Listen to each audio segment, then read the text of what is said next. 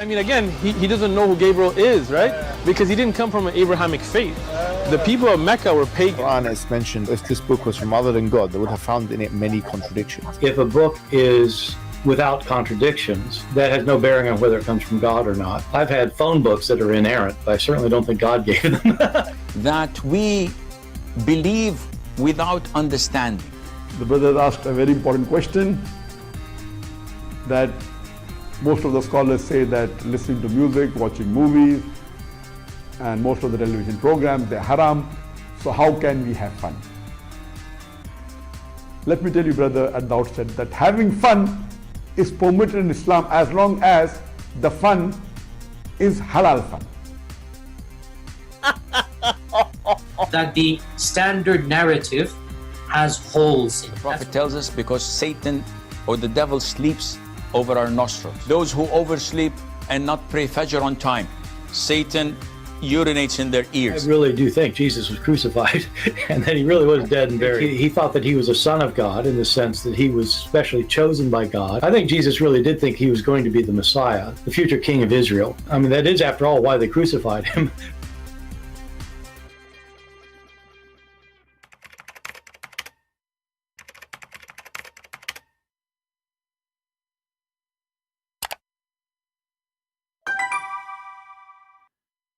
Hello everyone, and peace of Christ all of you. Please invite your friends and let us have some good time together.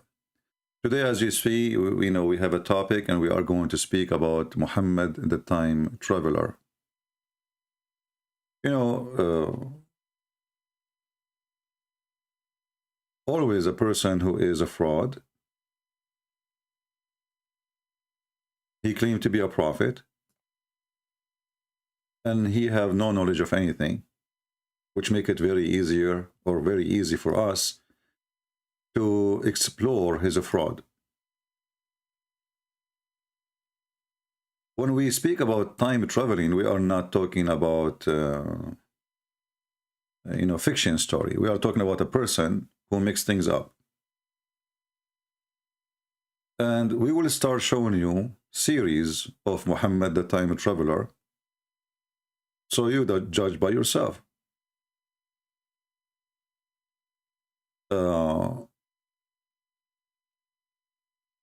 I want people here, who they are in the chat, to focus with me in the topic. Otherwise, I will block you, because I consider any question coming to me have nothing to do with the topic. It's just to disturb our topic, and that's mean you are not smart, and you are not mature, and you don't belong here. So if you have a question when we are done with the topic, and I say anyone have a question done with the topic, then you can give me a question have nothing to do with the topic. So for now, maintain your mouth and your brain and focus with us. Otherwise, if you are bored, just go leave. If we go to the book of Imam Murrah, which is created by Imam Murrah, peace be upon him, and Muhammad aka Allah, we will find in chapter 20 the verse speaking about Moses and the people of the Samaritan. According to the stupid Muhammad, the certified idiot, the Samaritan people, they were exist in the time of Moses, and Moses, he spoke to them, and those people, they deceived the Jews, and they made them worship a cow. Now, you do not need to be a Jew or a Christian or a Hindu or a Buddha or an atheist, anything. This is history. This is history. This is plain history. Have nothing to do with anyone, regardless of your religion.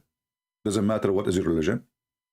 Doesn't matter how stupid you are or how smart you are, because Google can help you if you are so stupid or if you are so ignorant, which is very normal these days.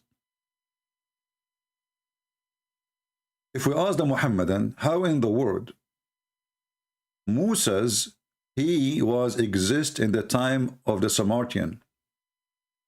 What the Muslim will say, you see, I'm going to switch translation one by one. This is the Muslim translation, not ours, If we ask the Muhammadan, how in the world this is happening? It's like saying that Trump, he spoke to Moses. How Trump he met Moses? Where did Trump he met Moses? You know, by the way, everything is possible with Trump, with his stories. Like he is the hero who can do everything. Yeah, you know, me. Yeah. Almost what is missing to say worship me. But Trump is not a prophet. Trump, he can lie. Biden, he can lie. Everybody can lie. But this guy is a God. The one is talking here is God. So he is a God, but he is a stupid. He is a God. He do not know a very simple thing in history. And then if you read the articles of Muslims trying to refute this, you will see all kind of funny answers.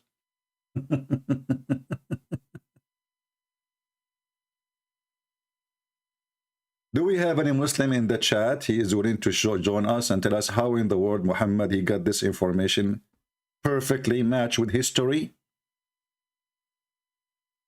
So this guy Muhammad, Aka Qatham, Aka Abu Imam Murrah, Aka idiot, Aka Jumbo Mambo Rambo, you know, will never fight anyone. You know, he hide always behind his wife's legs. He mixed everything up. And just to show you how stupid this man is, according to Muhammad, Moses is the uncle of Isa, and Isa is the son of Maryam, and Maryam is the sister of Aaron.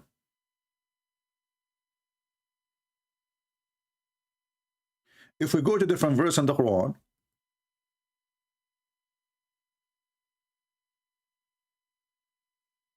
and now the Muslim, they answer, they say, oh, this is at that time, they used to call the person by his from his nation, you know? So they say, oh, sister of Aaron. Well, what do you mean, oh, sister of Aaron? First of all, Mary, she is not from the tribe of Aaron. Secondly, who is the greater in Islam, Aaron or Moses? Who is the greater? If you are saying we call them by their great prophet or etc., who is the greater, Moses or Aaron in Islam? Any Muslim can answer me? Who is the one Allah he spoke to him supposedly?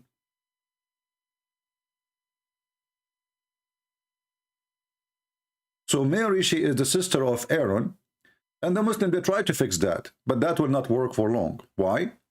Because the stupid Muhammad, he made another mistake.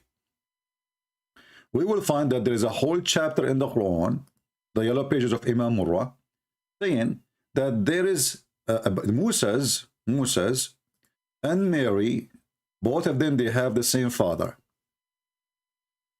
If you go here, you will see it says Al Imran. Al, this is not an Arabic word actually, it's an Aramaic, which means the family of Imran.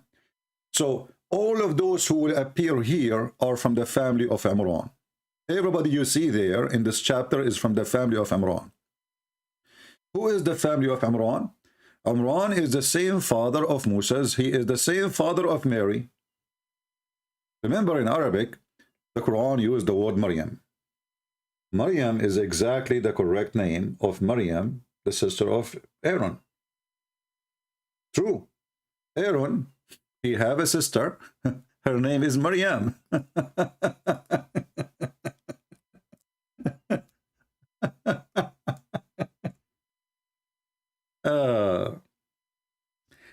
You know, this guy, he sat with the Jews. He heard from them that Aaron, he have a sister. Her name is Maryam. Okay, Maryam, she is the mother of Isa. By the way, we will go back to Isa just to laugh. Isa, even the name, every name this guy he got wrong, because his name is the father of Moses. His name is not Imran, it is Umram or Umram when you speak in the Hebrew language. So Umram is not Imran. So even the name he got wrong. And if the Muhammadan, they want to try to fix that, any Muslim can explain to us how the father of Mary become, his name is Imran, and this is the same father of Moses. What happened to the real name of the father of Maryam? So Moses was exist in the time of the Samaritan. Moses is the uncle of Jesus. Mary is the sister of Aaron, which means she is the sister of Moses too. And Maryam, she have a son, his name is Isa. Now we go to Isa. I don't know if there is any Muhammadan can help us. How come we cannot find this name in any historian book about a person, his name is Isa? He was the son of Maryam, and he is Jesus. Any Muhammadan can help us? Where this name is coming from, when the first time it appeared? Any Muhammadan? Mayday. Mayday. You see, when the Muslim, they use the word Jesus in the Quran, there's no Jesus in the Quran. There is Isa, as you see, in Arabic. And always Isa is mentioned as, Isa is the son of Maryam. Why not a single Christian, and I am an Arabic Christian, we never heard of somebody, his name is Isa, and he is supposedly is Jesus? Why our grandfather, through history, as you know, like, you know, religion go through families, through, you know, generation to generation, so etc. This is what the Muslims even believe. They believe that the Quran is transmit through, believers through history from one to one. So why we cannot find one person coming with this name? The reason is very simple.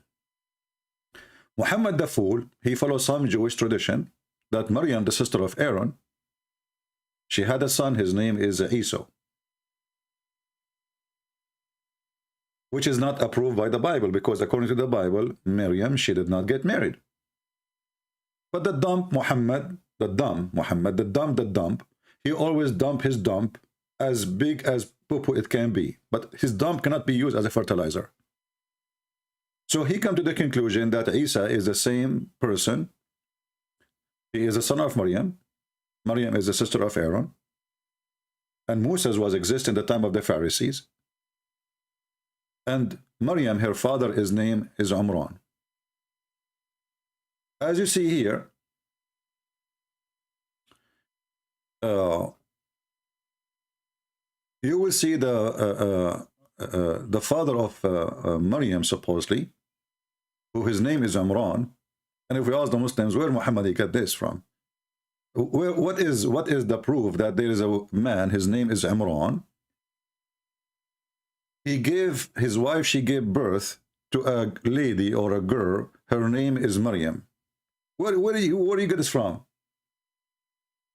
You see, if you want to say that the Christian, they changed the name, well, we changed the name 600 years before Muhammad to prove that Muhammad is a fraud. Does that make sense?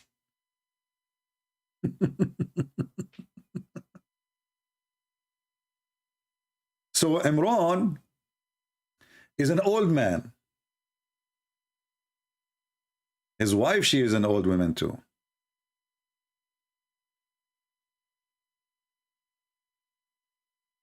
And Allah decided to give him a female, a special female. Her name is Maryam. If you go a verse before, or two verses before, you will see that Allah chose Adam and Noah and the family of Abraham above all mankind, above even the genie. Here you will see another problem for the stupid Muhammad. All of us, we heard that Muslims, they claim that Muhammad is descendant from Ishmael. And the Quran claim that Abraham, he is the one who rebuilt the Kaaba, not built the Kaaba, because according to Muslims, they have tons of stories about who built the Kaaba first time. One of them, it was the angels, and then Adam, who Allah, he sent him down to India, and this is a different story. We will laugh about it later. In case you do not know, Adam, what is missing is to say that Adam used to speak Urdu. You know, this is what Muhammad did not say it. So Adam, he landed in Sri Lanka, you know. Actually, I can maybe find you a video. Let me see.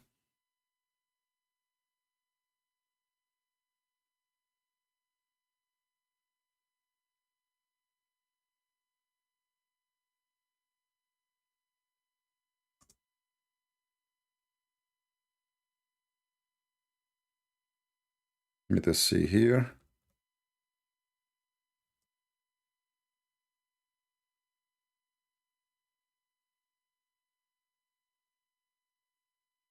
I'm typing in Arabic. I hate it when I do that, you know. Like you type, etc., and then you find yourself typing in Arabic.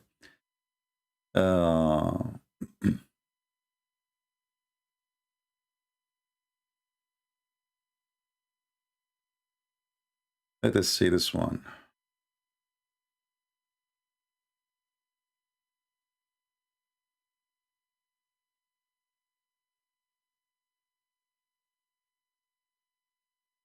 From among Adam alayhi salam, he came down onto the earth. He was sent to the earth. There's a question. Where did he land? He wasn't just thrown so that suddenly he landed, meaning he dropped, but Allah placed him on the earth. This we find in the narration of Rasulullah sallallahu alaihi wasallam, where he says that Adam alayhi salam nazala fil Hind.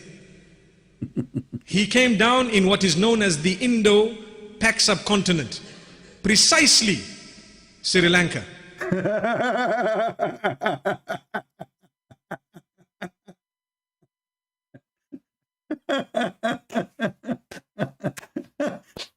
So, guys, Prophet Adam, he landed with the parachute from the heaven. Remember, the heaven of Islam for Adam is in the sky, not like the biblical one. The biblical one, Adam was given a garden in the earth here, not in different place.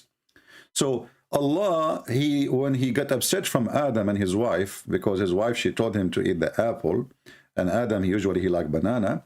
So Allah, he decided to send him down, and where? He's then down in Sri Lanka. And then the time traveler Muhammad, maybe according to science, Sri Lanka wasn't exist, by the way, at that time. Unbelievable.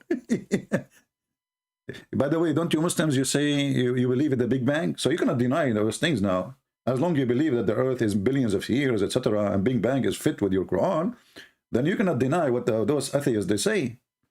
So look what happened with this donkey, Muhammad. Adam was sent down to Sri Lanka. I'm going to open Sri Lanka map for you. Again, we are typing in Arabic. I hate it. Okay. According to the stupid Muhammad, Adam, he was the first one who did Hajj to the Kaaba. But this is Sri Lanka, and Sri Lanka is nothing but an island. It is an island. So how in the world this man, Adam, he was able, you see here there's sea, here it's not connected. This is not a land connected to India. This is a huge distance. So Adam, he was landed in Sri Lanka. Okay, great. Adam now is going to go to Mecca. I'm not going to ask you how we will find the direction. I'm not going to ask you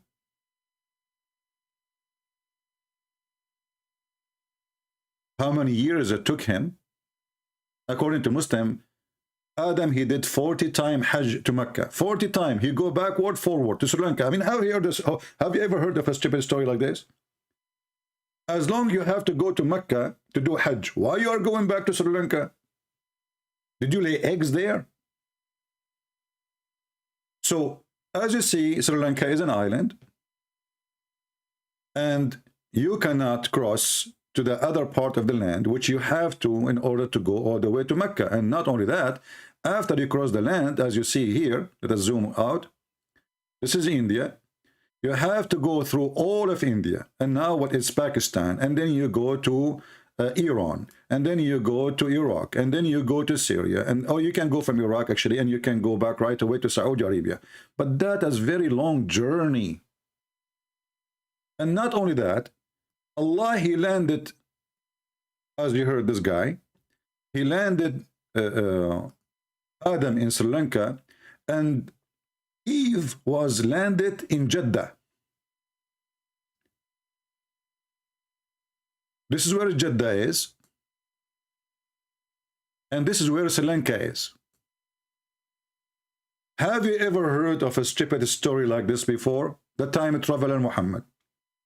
According to science too, at that time, Saudi Arabia wasn't exist. It was under the ground. It was an ocean, actually, I mean, under the water. And that's why they have supposedly, according to science, a lot of fossil fuel. For all dead animals from the ocean, by time they become fuel. And this is why Saudi Arabia supposedly is a pure desert. Why? Because this is the sand of the ocean, deep ocean. So at that time, Saudi Arabia does not exist. Sri Lanka does not exist. But yet, according to Muhammad, the time traveler, Allah, he sent down Muhammad to Sri Lanka. Sorry, sent Adam to Sri Lanka. And he sent Eve to Jeddah. Now the question here, by the way, I mean, how in the world, and why Allah, he sent Eve to Jeddah and he sent Adam to Sri Lanka? Isn't it him who told them, go and you live together down in the earth? What happened? There was an error in the GPS. And as long Allah, he sent Adam to Sri Lanka and Eve to Jeddah, how they met again? He sent her an Instagram message. Adam, he was able to find out where she from TikTok. Was Eve making videos on YouTube and she mentioned where she is now?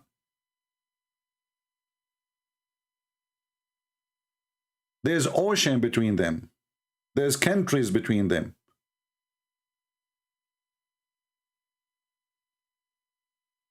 And the Quran says that if somebody come to you with something, tell him, bring your proofs.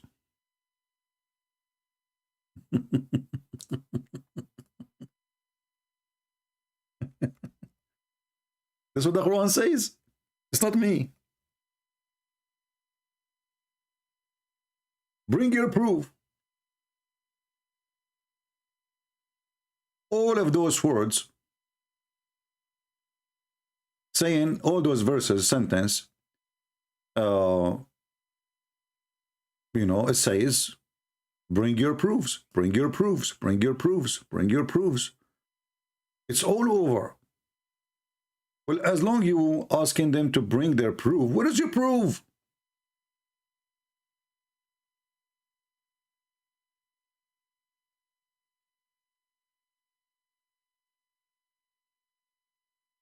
Huh?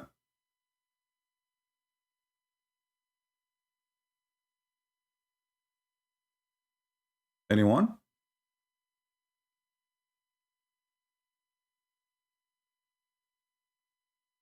The proof of Allah is the Quran, but as you see, the Quran is a stupid, silly book.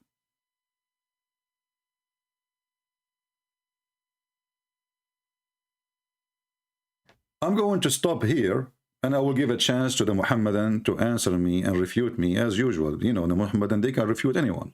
It's really easy, shish kebab. You know, Muhammadan, they follow the method of Joe Biden. You know the thing. In 2 words, they can refute you. You know the thing, and the thing is known. And that's it. We answered you. We want to see even if Imam Murrah agree with this. I think even Imam Murrah will not dare to agree with the stupidity of Muhammad.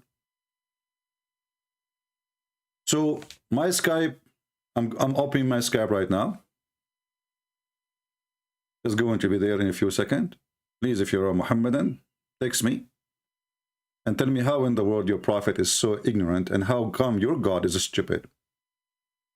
And how come, and by the way, we did not mention the rest. There is tons of historic mistakes. You are just mentioning, like, you know, just a snack.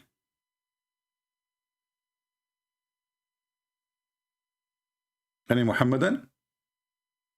My Skype is open. Any Muhammadan? If you are a Muhammadan and you are proud to be a Muhammadan, please feel free to contact me in Skype. I will call you immediately. In best scenario, if I could not speak to you, I will ask the Samaritan who was exist in the time of Moses to speak to you. And that explains why we like Indian movies. Because our grandfather, Mr. Adam, he was from India. All of us, we like spicy food. Don't we? Can you explain to me why? It's clear. Because Adam, he was landed in India, specifically Sri Lanka. Actually, I'm thinking to move to Sri Lanka so I can live next to my grandfather, Mr. Adam. But now I'm confused.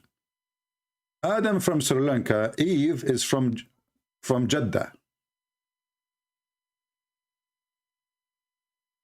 For how many years Adam did not have sex? And how he was making babies? Do you think they were having sex online? I mean, the guy, he did not see his wife for long. As you see, the trip is so far. I remember, you know, we are not talking about now, you know, you can fly from Sri Lanka to Saudi Arabia, you know, maybe 10 hours, I'm not sure. Maybe 12, maybe 13. But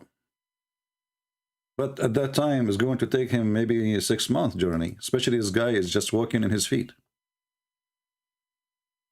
We have a Muslim saying to me, you are a liar worshipping a man. Let us call him.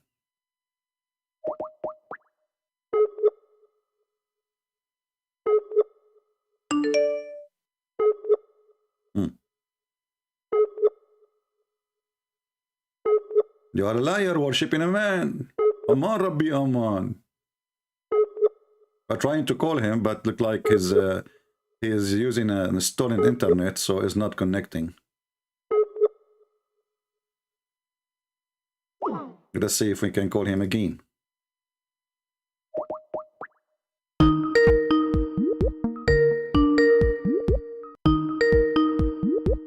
Let's mute the ring. Hello? Mute YouTube, please. Mute YouTube. Hello? Hello? Here we go. You stupid idiot. Okay, ultimate fart. So okay, so listen, potato. So listen. So did Adam land? Did Adam land in Sri Lanka or not? What matters is, are you gonna say that I just got angry. What matter? So you are calling me to say to me what matter? Go and put a cork in your anus.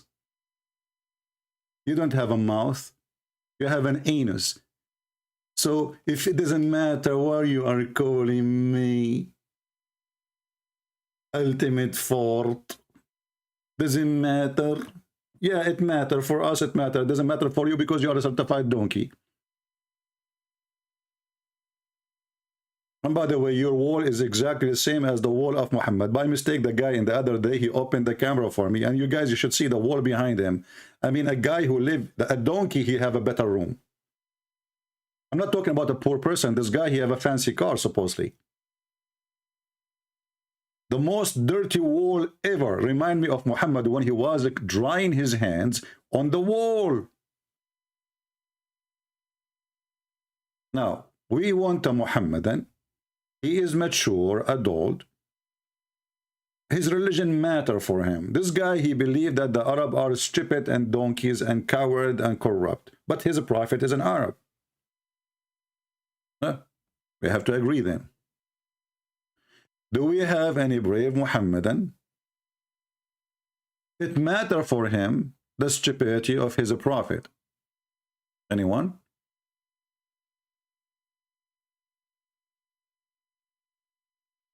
Hmm? Any Abdul?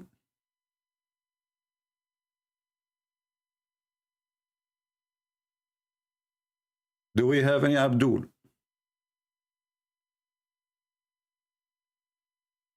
Mayday, Mayday, Mayday. Do we have any Abdul?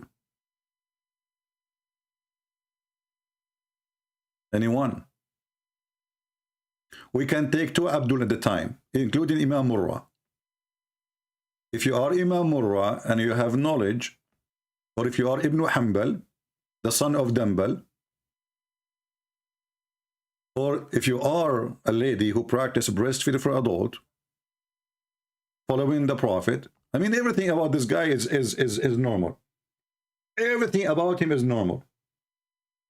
His stories is amazing. And you know, Adam, by the way, in case you do not know, you see, we talk about history, right? And Muslims, they speak about science. Adam was very, very tall, brother. How tall?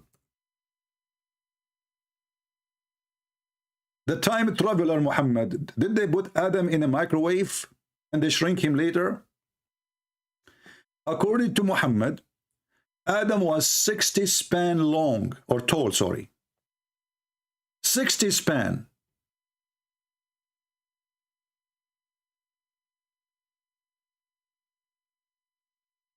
Do we have any history supporting this, that a human being used to be 60 span tall? By the way, I'm so upset that my grandfather Adam is so short because I am 61 span. You know, last time I took airplane, they have to take all the chairs off because I could not fit. You know, even my feet come out from the cabinet of the captain. Don't say it's a lie. Sahih Bukhari, Imam Murrah. Support this evidence.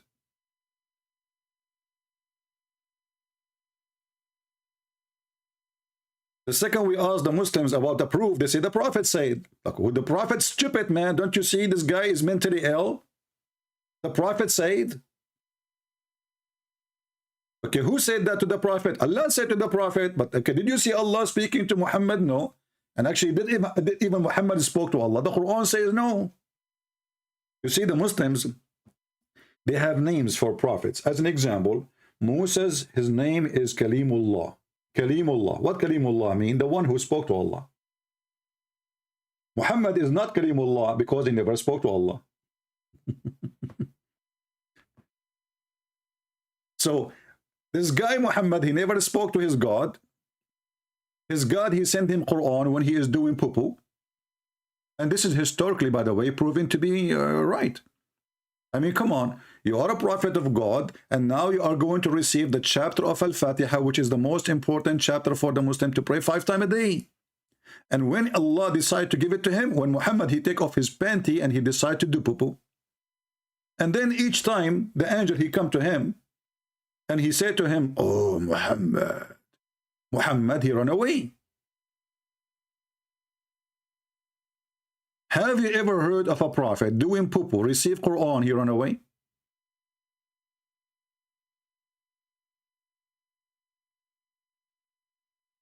And what make it more funny, this is written by them. This is not our story. This is not a fabrication of the Jews and the Christians and the Hindus. This is this is the official government website of the Kingdom of Saudi Arabia. This is the book of Tafsir, Asbab al-Nuzul. This is the chapter 1, verse number 1. Why you are not afraid of God? You know, Ajay, I will tell you why I'm not afraid of God, but not my God, your God. First of all, my God, you know, I'm not afraid of him because I know he is just and justice. But let me say to you why I'm not afraid of God, which is your God. Your God, he threatened the Christians if they don't believe in Muhammad, he will erase our faces. He will make our nose in the back and our eyes in the back and our ears upside down. And nothing happened. A God who promised and he don't do what he promised, obviously he is a fraud. This is your stupid God in chapter 4, verse number 47. It says to the Christians and the Jews, Believe in what we have revealed to Muhammad, confirming what is already, what with you, not actually, this is what, but we, with you, not what came before. Before we efface your faces. Do you see the threat of Allah? And he made a threat that this will happen immediately. Because he said the same as we did to those who break the Sabbath. And how now we go to another history, messed up history. According to Muhammad, you see Muhammad is a Darwinism person, but he is in the other direction.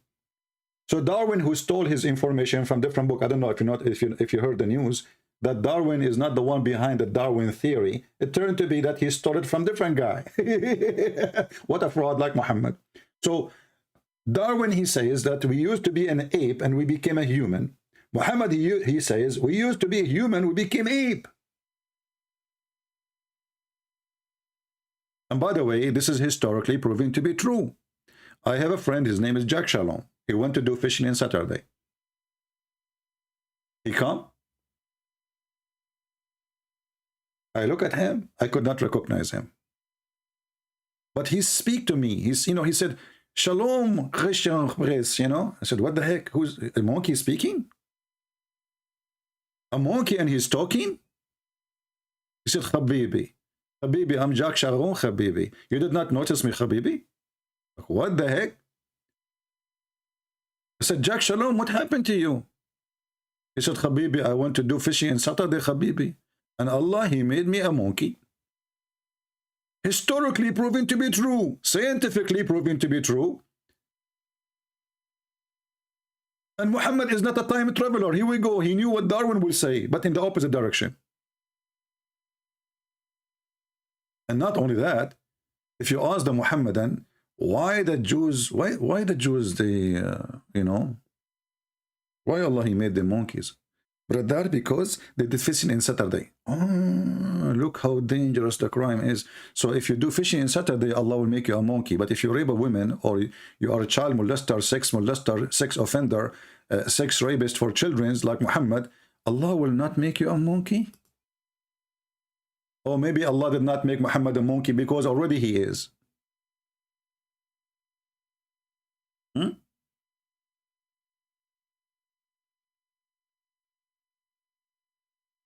Any Muhammadan?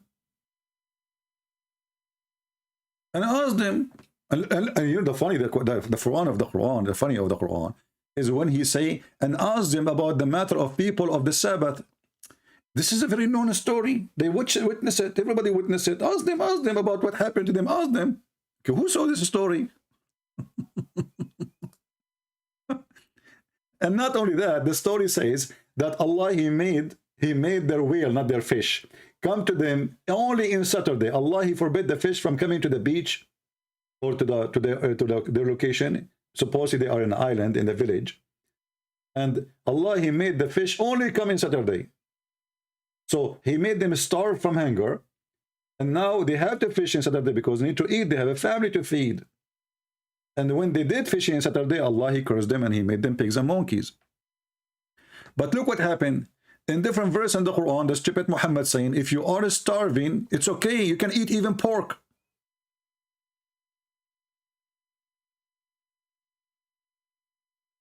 Do you see the stupidity of this man? How come if the Jews are starving, Allah will make them monkeys, but Muslims, they are forbidden from eating pork? And by the way, it's not true, because the Muslim been ordered to eat from the cooking of the Christians. He says, today I made lawful for you all the food of the Christian and the Jews. So if they eat whatever they eat, you eat. And this is another proof that Muslims, they are fabricators when they say, we eat only halal food, because halal food is the food of the Christians. But here you see in chapter 5, verse number 3, that Allah, who forbid for them eating pork, he allowed them to eat pork if they are hungry.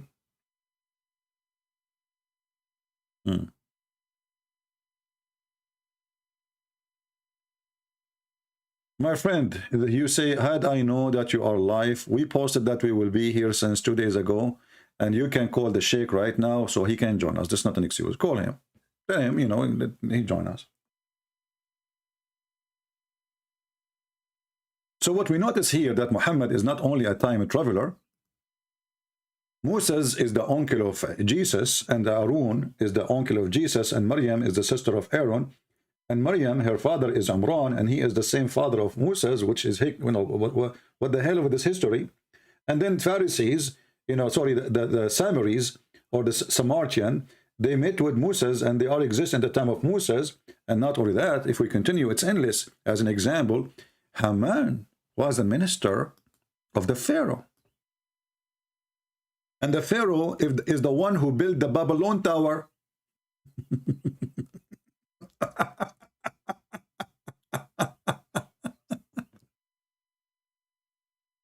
Who is the one who built the Babylon Tower? Haman. But Haman was, this is a guy from Iraq.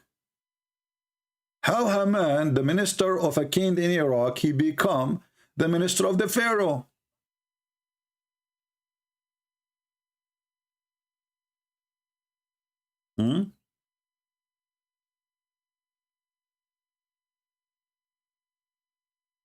When Adam was created, there was not Sri Lanka. You cannot even think. You have no knowledge, CP. Look at the stupid Muhammadan saying to me. Let us call this up. Maybe this is Ultimate Fart, because Ultimate Fart is the only one who speaks like this.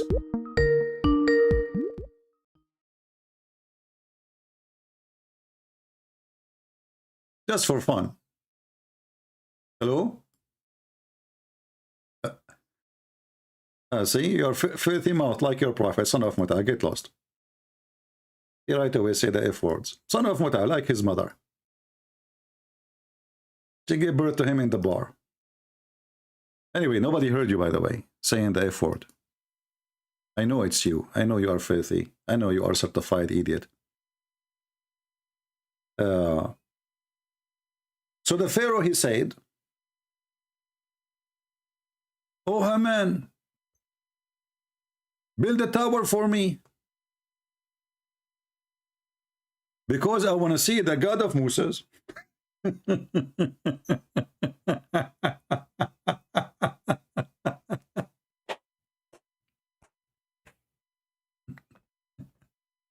True story. And then we find in different verses in the Quran, the stupid Muhammad, he forgot himself. We find that the Tower of the Babylon was built by Allah. How we find out that? If you go and read the story of Harut and Marut, which is Harry Potter's story, you will see that Allah, he sent two angels using the Tower of the Babylon to send down two angels. And those two angels, their job is to open a Harry Potter school, specifically to teach magic. So Haman become the minister of the Pharaoh. And by the way, even Muhammad, the stupid Muhammad, he think that Pharaoh is the name of the person. He don't think it's a title. If you see, there's a video made by this guy, I forgot his name. What's his name? From England? The Pakistani guy. The coward who don't dare even to say hello to me. I made a video about it, you know, before. I don't know. I'm sure you have it, guys. When he speak about how the Quran knew that Ramses II is the Pharaoh. But what the heck? Quran knew that. The Quran keeps saying clearly that Pharaoh is the name of the person. This is why if we go and type in the Quran, we will find, if we type the word Al, we mentioned it actually already, 15 minutes ago. Al is a word mean family. So if we type the word Al in the Quran, we will find it all over. So you will find Ali Pharaoh, the family of the Pharaoh. Ali Moses, the families of Moses. Ali Ibrahim, the family of Ibrahim. Ali Lut, Ali Yaqub, etc. Ali Yaqub, you see Al? Ali Pharaoh. So the stupid Muhammad, he think Pharaoh is a name of a person, and this is who he is. However, as long as we are talking about history, time traveling, And the Muslim, they claim that this is the Ramses II, and how the Quran knew that. You will find that Muhammad, he gave a name for the wife of the Pharaoh. What is the name of the Pharaoh wife? Any Muslim can tell us?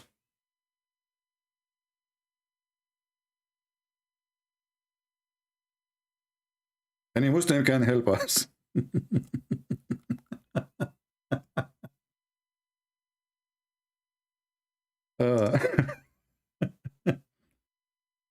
You know, Muhammad is a person who cannot keep his mouth shut. And the more he talk, the more he make poo-poo. This guy is certified poo-poo maker. But his poo-poo is not good for fertilization. It's good for comedy. As you see, we are laughing. So according to Muhammad,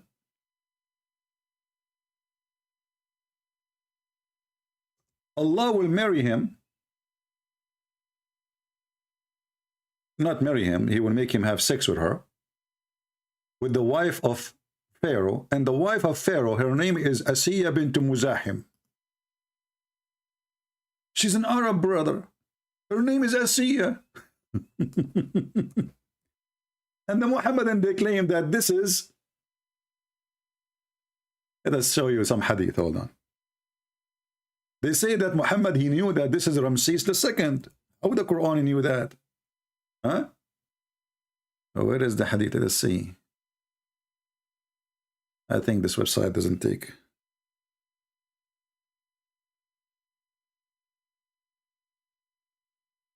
Okay, let's see.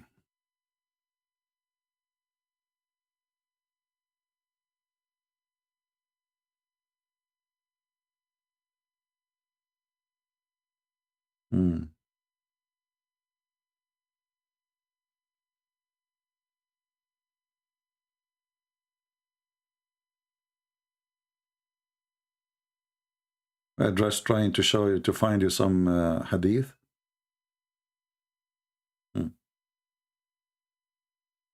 Yeah, this one will do. Let us see this one. Oh. Okay.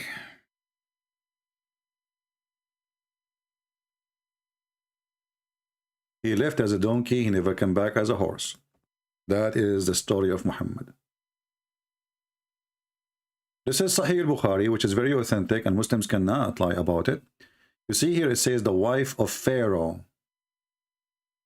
The wife of Pharaoh. Pharaoh is a name. Like you say the wife of Moses. The wife of Abraham. The wife of Pharaoh, not the wife of the Pharaoh. And I'm not going by the English, by the way. I'm going by the Arabic. Imra'at Fir'aun. So the women of Pharaoh, her name is Asiya. And as long as the Muslims, they have article and they are confirming that the Pharaoh at that time, his name is Ramses II. If we search in 2 seconds,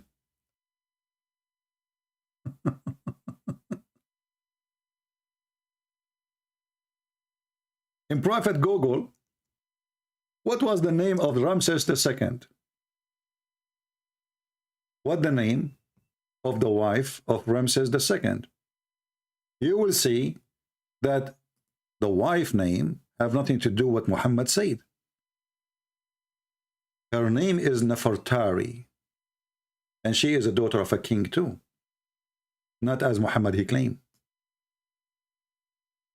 And the funny, this is an Muslim website run by Egypt, and the one is making the article there is a Muslim. So Queen Nefertari is the wife of Ramses II. The Muslim, they come with big fabrication saying, well, how the Quran knew that this guy is the same Pharaoh in the time of Moses, he was Ramses II. So Muslims, as you see, your prophet is a fool and his history is messed up. And what makes it more stupid, that the wife of the Pharaoh, her name is an Arabic name. And she is the daughter of Muzahim. How is Muzahim doing, by the way? Is he the same guy, Imam Murrah? She is the daughter of Muzahim. Her name is Asiya, and she is the daughter of Muzahim, brother.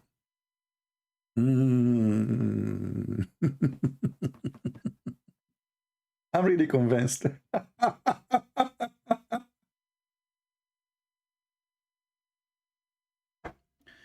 Do we have any Muhammadan there beside this stupid, filthy mouth, ultimate fart who said the F word to his prophet always? Dare to call us and tell us why your prophet is so stupid? Anyone?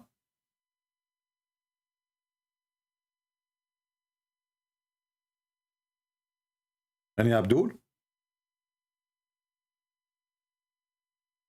So now did you learn, if somebody says to you how the Quran knew that the Pharaoh in the time of Moses is Ramses II, you know, you learn how to answer the stupidity of this religion? Obviously Muhammad, he is messed up. And all the story is a joke. My friend, there is no need for tomorrow, today, anytime. You know, I post when I'm going to go live. I put the time. You can call him and he can join us. There's no need for any time tomorrow or the day after. There's no need. Surprise me, my friend. Let him surprise me. Ambush me, ambush me. You know, I like to be ambushed. As you see, my Skype is open. I don't care who is calling me. As long as you don't have faith in mouth. Even if he's a stupid, like, you know, this guy, Ultimate Fart, I took him like 100 times before. But we had enough with this idiot. You know, he know nothing. He don't know Arabic, yet he claimed that you do not need to know Arabic to know the Quran. And in the same time, he don't accept translations. And when we show him translation, he claimed that he accepted, he refused it. He's mental. So, are you with or against? Depend in the weather. Depend in Imam Murrah. Yeah, do ambush me, you know, do the same like you did to his name, apostate prophet. You know, like, don't tell me that Mimi Hijab is coming and surprise me. I will make you all make poo on your pants. Anyway, do we have any Muhammadan he really want to say anything about what we said until now?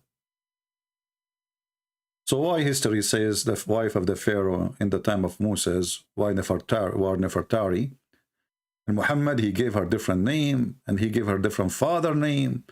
I mean, everything is messed up. Mary, she have different father name. Mary, she have different brother.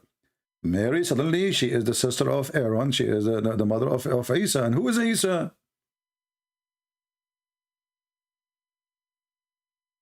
And Adam, he landed in Sri Lanka. And that explains why I like spicy Indian food. You know why Indian, I don't know if you are an Indian, why Indian don't make a movie about Adam landing in Sri Lanka? And you know, like, what is nice about Indian movies, you do not need to explain anything. Like, Adam in Sri Lanka, he is the first man, and suddenly 10,000 people will appear behind him dancing. Don't ask why, don't ask who, don't ask for how in the world they appear if Adam is the first one. It's an Indian movie. That is Muhammad movie. Every word, every story of Muhammad is an Indian movie. The guy, he is going to meet his girlfriend in the middle of the desert. Nobody there. The sun is coming down. Suddenly, there's 20,000 people coming, shaking their head and their ass. How? Don't ask. It's an Indian movie. And this is Muhammad movie. Ask no question. Even the Quran in chapter 5 verse 101 says, ask no questions. Verse 102 says why? Because former generation asked the same question and they lost their faith.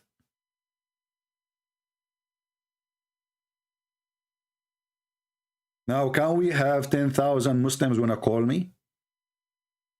Like an Indian movie? Anyone? Do you know how many people live in Islam watching my videos, Muhammadan? I receive every day emails you cannot believe.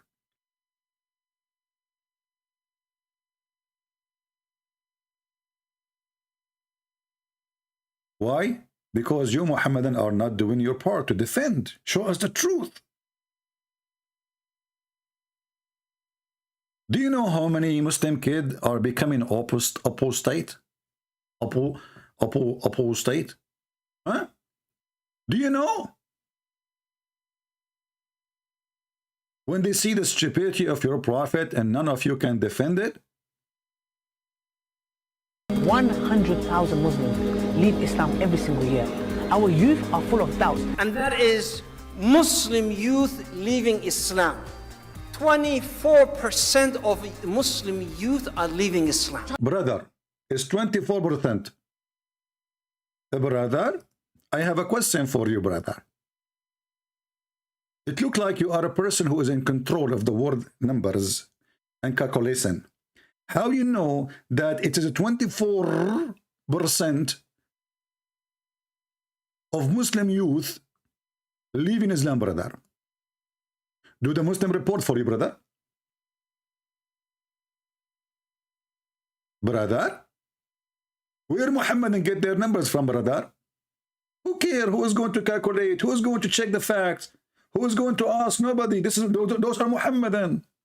Say whatever you want, as long as you are a sheikh. Everybody will say, hey, alhamdulillah, alhamdulillah. And by the way, they will say alhamdulillah even when you say to them, everybody left Islam. Because nobody is listening.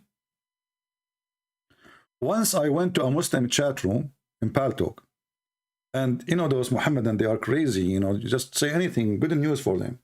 So I wasn't using Christian Prince name, I was using different name. Like, because I cannot even enter with that name, I'm blocked. Or they will bounce me in the best scenario.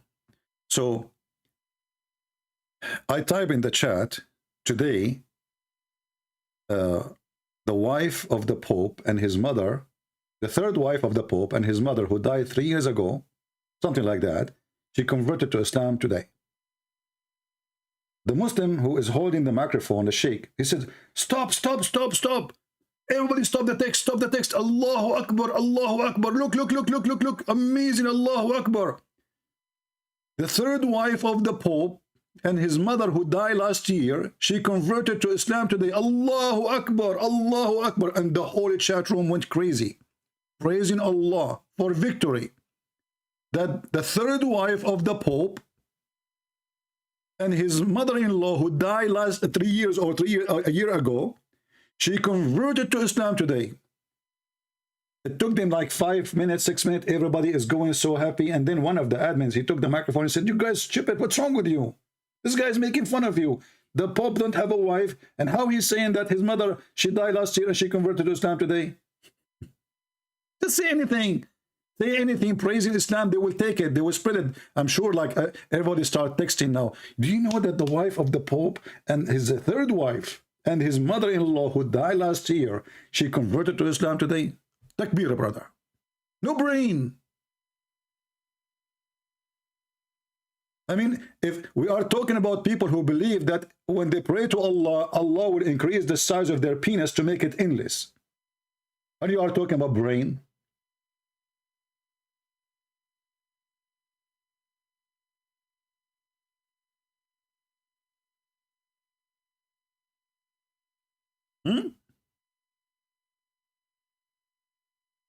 Your son is going to become apostate. Your child is about to become apostate. Your child is about to become apostate.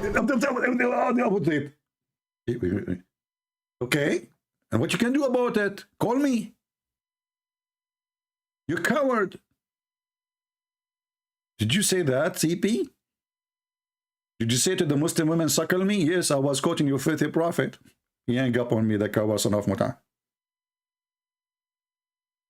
What do you mean how did women can convert to Islam? Everything is possible in Islam. Except Allah can have a son. So do we have any Muhammadan would like to say anything to us? My Skype is open. If there's any Muhammadan, he have long beard, short beard, no beard. I know that you might be trying to grow beard like Zakir Naik, you know, and all the fertilization in the work is not working in his beard. He's trying to look like an Arab, you know. You know, look like a sheikh is not working. The beard is not growing. Do we have any Muhammad? And explain to us. We mentioned just few stupid things in your books. It's just a few. We did not even quote 1%. Not even 1 to 1,000%.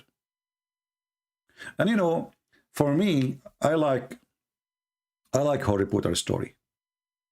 But I never thought that the first one who opened school to teach magic, it was Allah.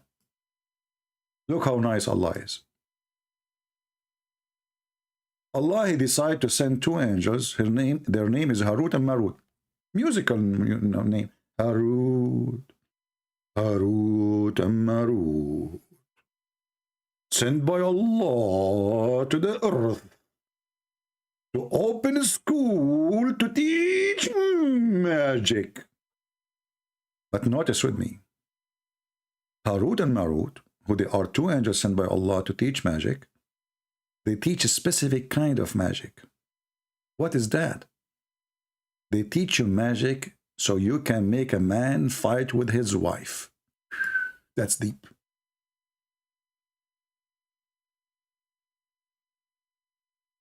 I mean, do you see Allah, how he is a family supporter? You love families.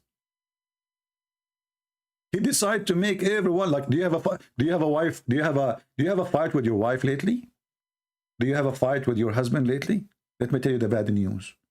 It was Harut and Marut making magic against you and your husband. If you are not happy with your husband, somebody put magic on you. Learn it from Harut and Marut. Harut said to Marut, let us obey Allah and open a school to teach people how to make people divorce. I mean, look at the charity organization which Allah he opened in this earth. The first school he opened is not to teach you how to become a good citizen or a good husband or a good wife. No. The first school he opened is to teach you how to make a man and wife kill each other. And now we understand why women, they have long nails.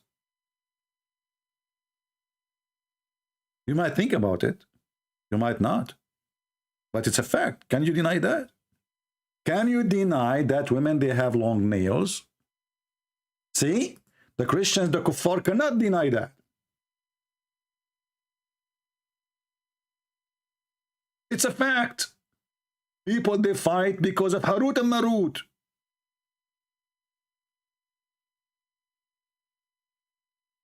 For how long those Christians, they try to extinguish the light of Allah? Do you think really you can extinguish the light of Allah? My friend, first we need to find the light so we can extinguish it. What light? Your prophet himself is illiterate, ignorant. He do not even know how to write his name or to read his name. And suddenly he became a scholar in history. Unbelievable. Look, one of the trick of Harut and Marut, they make women under the influence of magic grow their nails. And they write word in them, like to fool you. And also like, love you, get closer, get closer. You get closer, you get closer. She put her hand around your neck. And you are gone. And then she collect the insurance.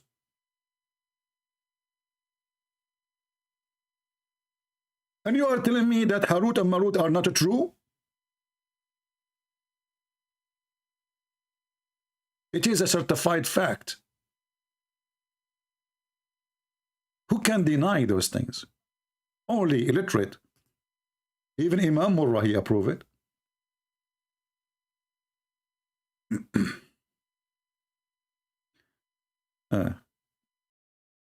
The only one is trying, when I call us, is Imam Murrah. What we can do?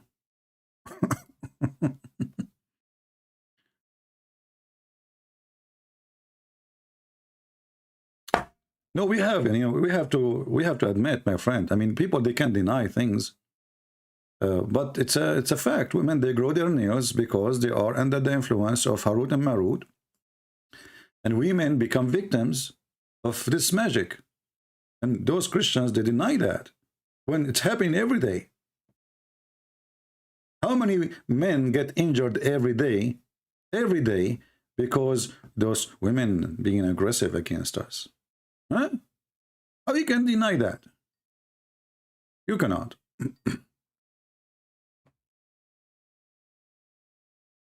Yes, my friend, you are a Muslim? Yes, am I speaking to Christian Prince? Yes, I am a Christian Prince. How we know that you are a Muslim? Can you confirm to us that you are a Muslim? La ilaha illallah Muhammadan Rasulullah. That's wonderful, my friend. So what do you think about what we are saying about all those history mistakes and errors in the Quran?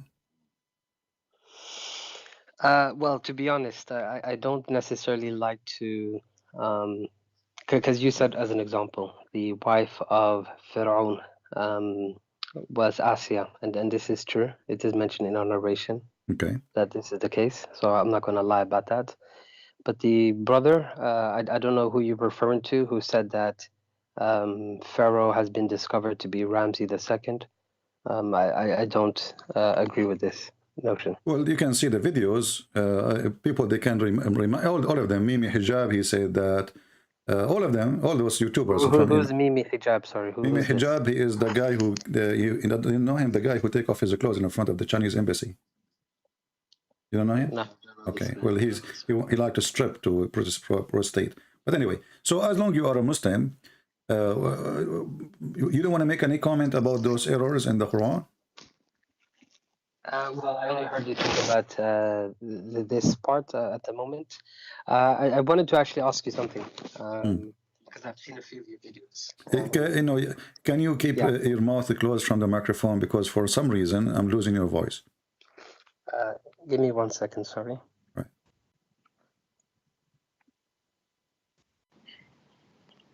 Is it better now? Yeah, it's better. Go ahead. Okay. Could you give me, let's say, either Quran, maybe let's stick with the Quran, and maybe you can use some authentic hadiths on why you think the prophet was either, a false prophet or a liar. Okay, let us first discuss what the word prophet mean. What prophet mean? I guess the better word to use is messenger of God, but prophet means someone who prophesies. All right. Something. So is he a prophet or a messenger? He's a messenger of God. He's not a prophet. You see, then you're going to ask me what prophecies has he made? No. You see, come true. So you are denying now he is a prophet because you're afraid I'm going to ask you what prophecies he made.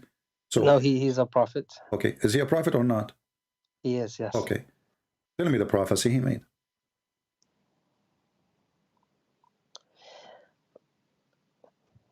Okay, you mean that's come to pass or are going to come to pass? My friend, prophecy is a prophecy. When you try to prove to me, first of all, by the way, I welcome you. You sound like a nice guy. So you are welcome. Always, we welcome Muslims who they are really polite to join us, and we would treat you very nice, the same as you treat us. So you are welcome. My friend, help me. When you say a prophecy, that means he said something, and it's confirmed. So obviously, something came to pass. Okay. Are you familiar with Surah Rum? Okay, let us go to Surah Rum. What about it? If I'm correct with my understanding, and I could be corrected here. Yeah. This verse was. No, sorry, I got a better example for you. No, let's go for this one first. Let us finish it. Okay, if my understanding is correct, and there are some hadiths that suggest this, I don't know them by memory, but it was revealed at the time of the Battle of the Trench, where the Muslims were surrounded by the Mushrikeens. And there's a few hadiths as well along the lines, but while the Prophet, was, ditching, to make a trench, I'm sure you're familiar with the Battle of the Trench. He told them about the prophecy that, at that period, the Persians already conquered parts of Rome up to Egypt. But the prophet said that the Romans will be victorious in this battle. And at that time, it was very difficult to believe this, just because of, and I am a historian here. It was quite difficult to believe, just because of Khosrow II domination of the Roman Empire. Okay, let me answer about this. And you are the one who said you would like to see an accurate hadith, right? Yes. According to your hadith, this verse came after the Rome became victorious, not before. And this is the hadith in front of your eyes. Go ahead and read it. I can see the Quran here. Yeah, it's going to take maybe a second for you to come there. Okay, sure. Let me just make sure YouTube is live. Okay.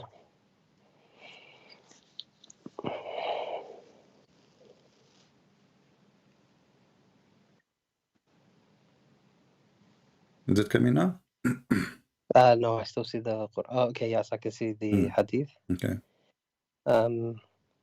Prophet, I can just see half of it, sorry. Okay, I think it's the delay. Just give it a few seconds. Okay, Abu Sa'id narrated on the on the day of Badr, the Romans had a victory over the Persians, so the believers were pleased with that. Then the following were revealed: the Romans had been defeated. Up to his saying, the believers were rejoiced. With the help of Allah, he said, so the believers were happy with the victory. Okay. So the claim is gone, and as you see, this is Sahih Hadith. It's authentic.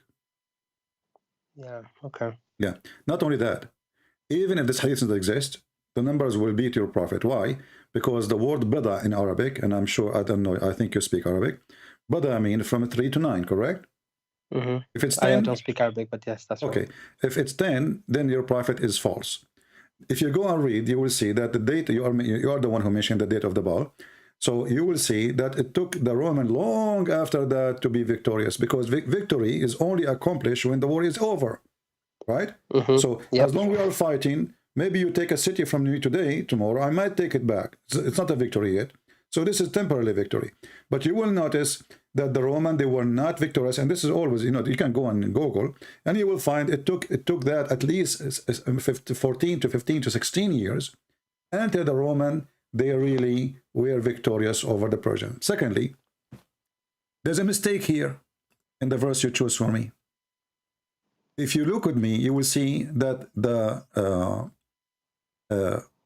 Roman, when they are victorious, who is the one who will be happy? The Muslims. Why? This is a good question. I don't know the Islamic. I don't know the position for it, but I would assume it's because, as you know, with history, after the Prophet died, they were able to quickly conquer both Roman and the Persian Empire. You see, the believers will be happy because the Roman are victorious, not because the Roman will be, victorious, not because later the Muslim will be victorious over the Roman. No, but it weakened both empires, you see. No, this is not about, because if you go and read the tafsir, you will see, because supposedly the Christians are believers and the Muslims are believers. So the Arab, they were making fun of Muhammad, saying to them, look like your God is not helping. So Muhammad, he made a response saying, well, he is going to help, right? So here you see the stupidity that secondly, like suddenly... Can you show me this understanding? Open the tafsir, here we go. We open chapter 30, verse number 4. Okay, give me a second. There's a delay as well, so please. No problem. Don't worry about it. Let me open the tafsir.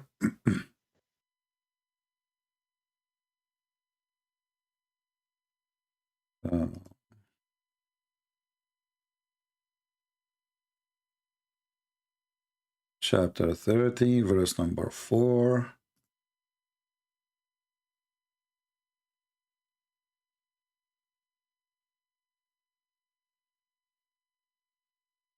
And there's a book, it's called Asbab al-Nuzul too. You can, you can read it.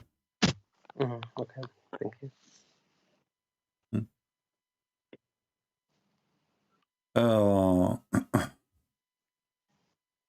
Let us see, this is Jalalain. Okay, command before first victory. Okay, and the result God command, other word. Okay, let's see the book of Asbab al-Nuzul. Maybe will make it better, easier for us. There's no Asbab al-Nuzul here. Let's see Ibn Abbas. All right. Okay, in a few years. Okay, in a few years, baby usually means between 3 and 9 years, or 10 years. So two armies met again. 7 years after this formal encounter, to defeat the Persians, to God belongs the command before and after that is before the defeat of the. Okay. Well, you know, actually, here we go. The one is complaining, the one is making fun of this, is the disbelievers. When the Roman will defeat the Persian, and also when he gave victory, who is the one who gave victory? Allah. Okay, so let us see. I'm trying to find where, like, exactly the translation. You know, most of the time is not really a decent translation. Let's see Ibn Kathir. Here we go. Let's go to Ibn Kathir. Maybe Ibn Kathir will make it better.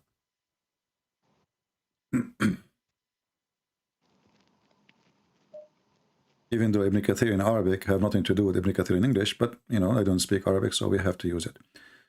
So this is Ibn Kathir in Arabic. Okay.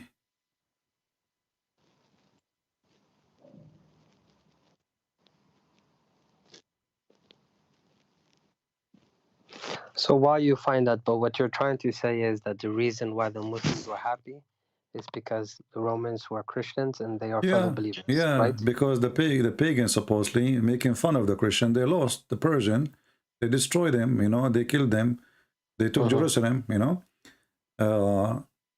Okay, and Allah will help, you know, Allah will help who He will. So Allah, He helped the Roman. Okay, and for what reason? Let us see. On the day they were the revealed Persian were prevailing over the Roman, the Muslim wanted the Roman prevail over the Muslims. Read carefully. This is Mikathir. The Muslim wanted the Roman to prevail over them because they were people of the book. So give it a second. I think it's still loading. Okay, there it is. The decision of the matter before helps. On the day they were revealed, the Persians were prevailing over the Romans. The Muslim wanted the Romans to prevail over the Persians because they were both people. Follow the book. Concerning this, Allah said. And then He says, and the Quraysh, on the other hand, wanted the Persian to prevail because neither of them were people who follow the book, correct? Yeah, that's right. There's a reaction. Okay, let us here see how silly is that. As long we are people of the book, and Allah will give us victory because we are people of the book. How we are the same people who we attack a few years after, but we are the same people who worship Jesus.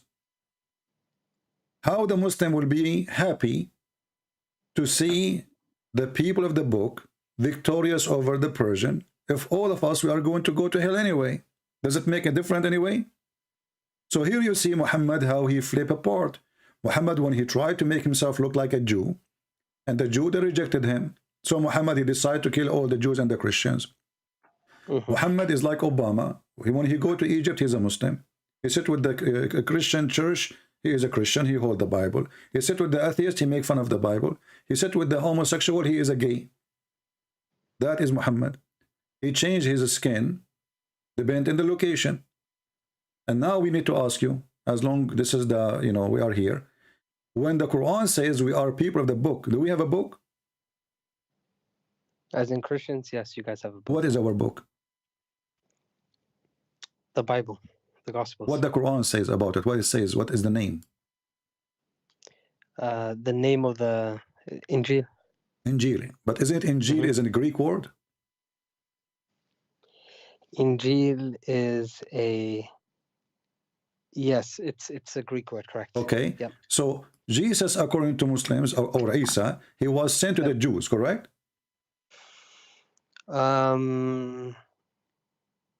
Oh no, I don't think so. What do you mean no? So you Muslim, you say the only messenger who sent for all mankind, it was the Prophet Muhammad. I know Muslims say this. I'm not going to deny this. I don't think there's a Quranic reference that explicitly Well, states let us go to this. the Quran then. You see, I know your Quran better than your Prophet himself. So Okay, let's see it. all right. You're gonna show me وَمَا أَرْسَلْنَاكَ إِلَّا رَحْمَةً لِلْعَالَمِينَ? No, this is not Okay. have nothing to do with our topic, you know? Sure. Okay. Okay. In chapter 2, verse number 87, Allah, he sent Moses, and after Moses, he sent Isa. He sent it to who? To the Jews. No, okay, right. So there is, if you go to Surah As-Saff, for example, you will see verses where Prophet Isa is speaking to the Jews. But if I'm correct, there is a verse in Surah Yasin that talks about some messengers being sent, disciples of Isa.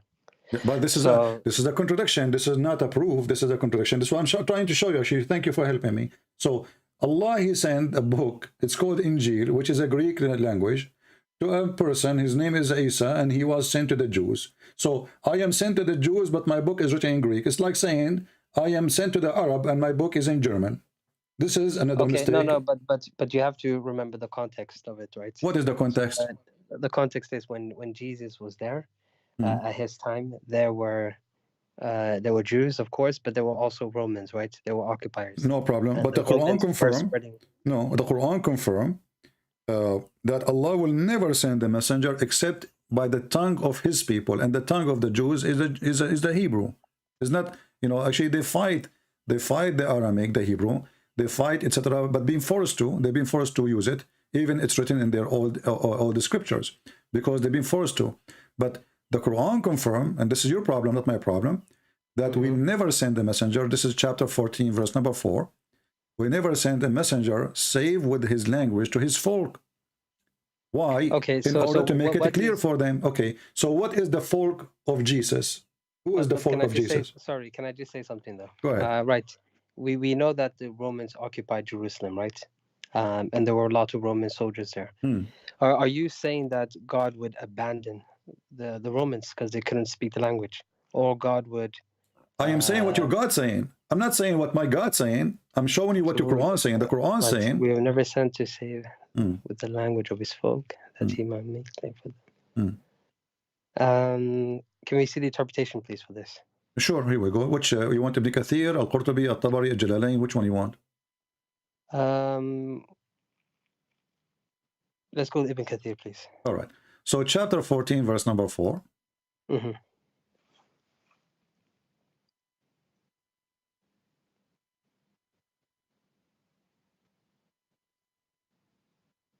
And this is verse number 4. And here it says, we sent not a messenger except to the language. Okay, here it says, Allah kind and compassionate. Sorry, it's just loading. Give it a second. All right, I will give you time so you can read it yourself for us. No problem. Tell me if the whole text is showing or not. So because I'm from my side, it's showing fine. Yeah, can you just zoom out a bit, please? All right.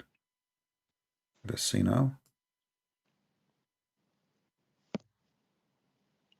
A bit more. Okay. If you could just move it a bit more to the right, then that'd be perfect. Okay.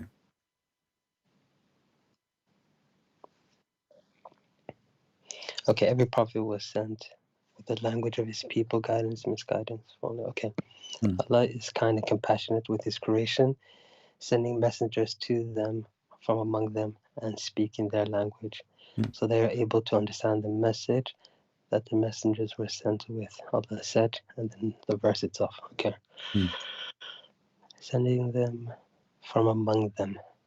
Okay, so that means that he's going to be from them, which Jesus, and speaking their language. Okay, was Jesus a Jew? His mother was. Yeah, and now let us confirm more stuff. If we go in the Quran, we will find this. Yeah. The Quran saying the following verse. Chapter 3, verse number 49. Isa speaking to the Jews, saying to them, I came to you from your Lord, to the Jews specifically, to the Israelis specifically.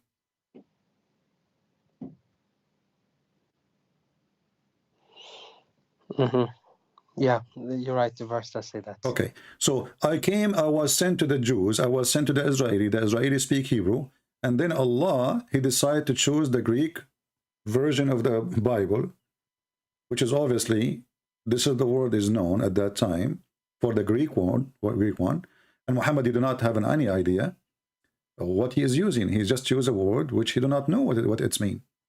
And he claimed that he never sent the messenger except to speak the tongue of his people, and he have to be from the people. So in order for Jesus to have a Greek book, according to the Quran, then Jesus have to be Greek, and his people have to be the Greek. Okay, he will be a messenger to God, to the Israelites, to whom he was saying. Yeah, I guess you're right. I guess you're right. In the top of that, look what happened now. Muhammad is no prophet no more. Why? Because the Quran says that Allah, he sent him Rasulan lil Alameen, correct? To the mankind. He was sent as a mercy to the mankind, yeah. Yeah, he's a messenger to mankind too. Sirajan, Mudiyan, Sirajan, Muniran. So, so we send you as a light for mankind. But then when the Quran says in chapter 14, verse number 4, we never send the messenger to any except his own people. Why? So he can deliver the message to them in their language in order to do what? To make it clear. That makes sense. So based on this, Muhammad, if he was sent as a person, he was sent to the Arab and the Arab only.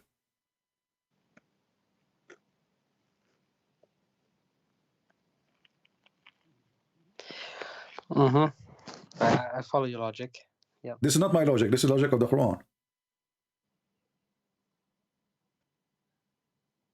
I'm just reading your book, my friend. This is not my logic.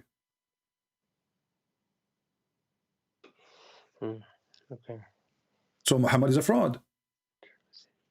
Because, and the verse is so clear. It says, we never, and he said that when Muhammad was a prophet already, correct? This is not after Muhammad, he died. Muhammad now is the one who delivered this message, saying to him, we never send a messenger. So Muhammad is included. No, this is a very strong argument, actually. I don't have an answer for this, but let me take this one away with me. And now, actually, we are not done. This will open more doors for more crazy stuff. Because the Quran says that Allah, he sent Muhammad to Mecca and what is around it. Is that correct? It is, yeah. I read this. You're right. Okay. So,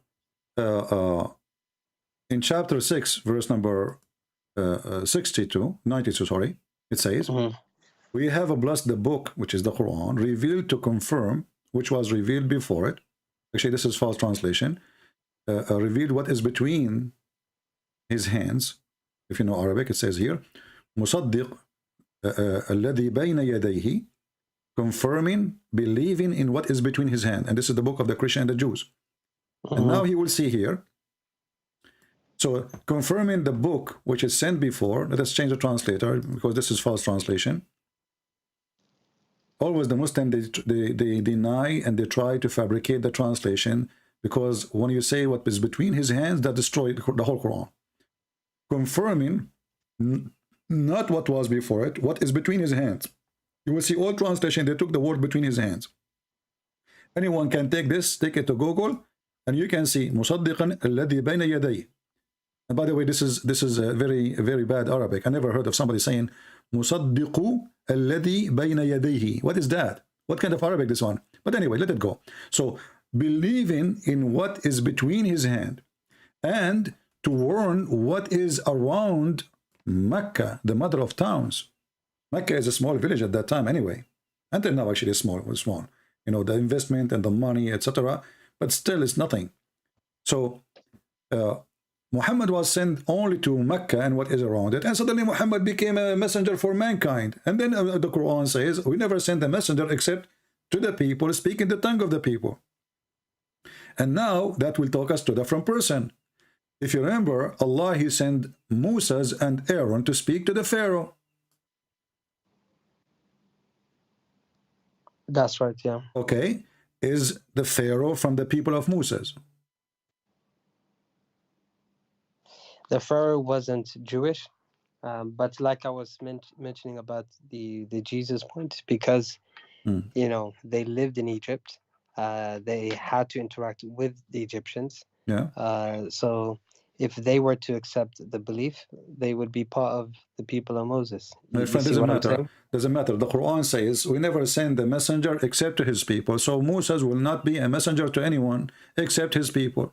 So how he is a messenger to his people, and then he go to Pharaoh, invite him to believe in Allah, and ask him his people to believe in Allah too. So that broke what Allah is, because the verse before it says we never sent. Correct? We never sent. No, like I said, it's a very strong point. I need to take this away with me. I don't have the answer. It's a very strong point. Okay, so until now, I'm showing you things after thing after things. All of them, they are crazy, and all of them prove that Muhammad is a false prophet. So if you remember when you called me, I said, well, he's a prophet. Can you give me a prophecy? And turned to be everything he said, this guy is wrong. Right, we spoke about one prophecy, and we spoke about this topic here. No, all of them, by the way, are prophecies. All of them, if they leave, because Muhammad was not in the time of Moses, correct? He was not, no. Okay, so when I say something nobody knows, this is a prophecy, even if it's in the past. If I say how God created the earth, God, he told me, this is what prophecy is, God told me. Prophecies can be about something happening in the future, or will happen in the future, or something will happen in the past, but nobody knows. Something secretly uncovered. So God informed me, and he told me how he created the earth, as an example, how he created the baby. So by time, people didn't discover how the baby is created. So now you say, oh, Muhammad, he prophesied that the baby is created in a certain way, which is wrong. Like he said, that the sperm came in from the backbone of the man and the ribs of the women, which is crazy. So he prophesied how the baby is made, and time come, and if science confirm what Muhammad is saying, that will be a prophecy, but the baby is already made. Muhammad himself was a baby, correct? Okay, so let's talk about that one right there. You just mentioned. Yeah. Can you pull up the verse, please? No problem. If we go to chapter 86. Yep. Chapter 86, verse number. Let us go verse 6 and 7. Here we go. This is the Quran. خلق من ماء دافق يخرج من بين الصلب والترائب. And as long you mentioned before that you like Ibn Kathir, we can go to Ibn Kathir. You don't mind, right? Yep, let's go to Ibn Kathir. All Just right. give it a second, it's loading. All right. So we go to Ibn Kathir, and let us see.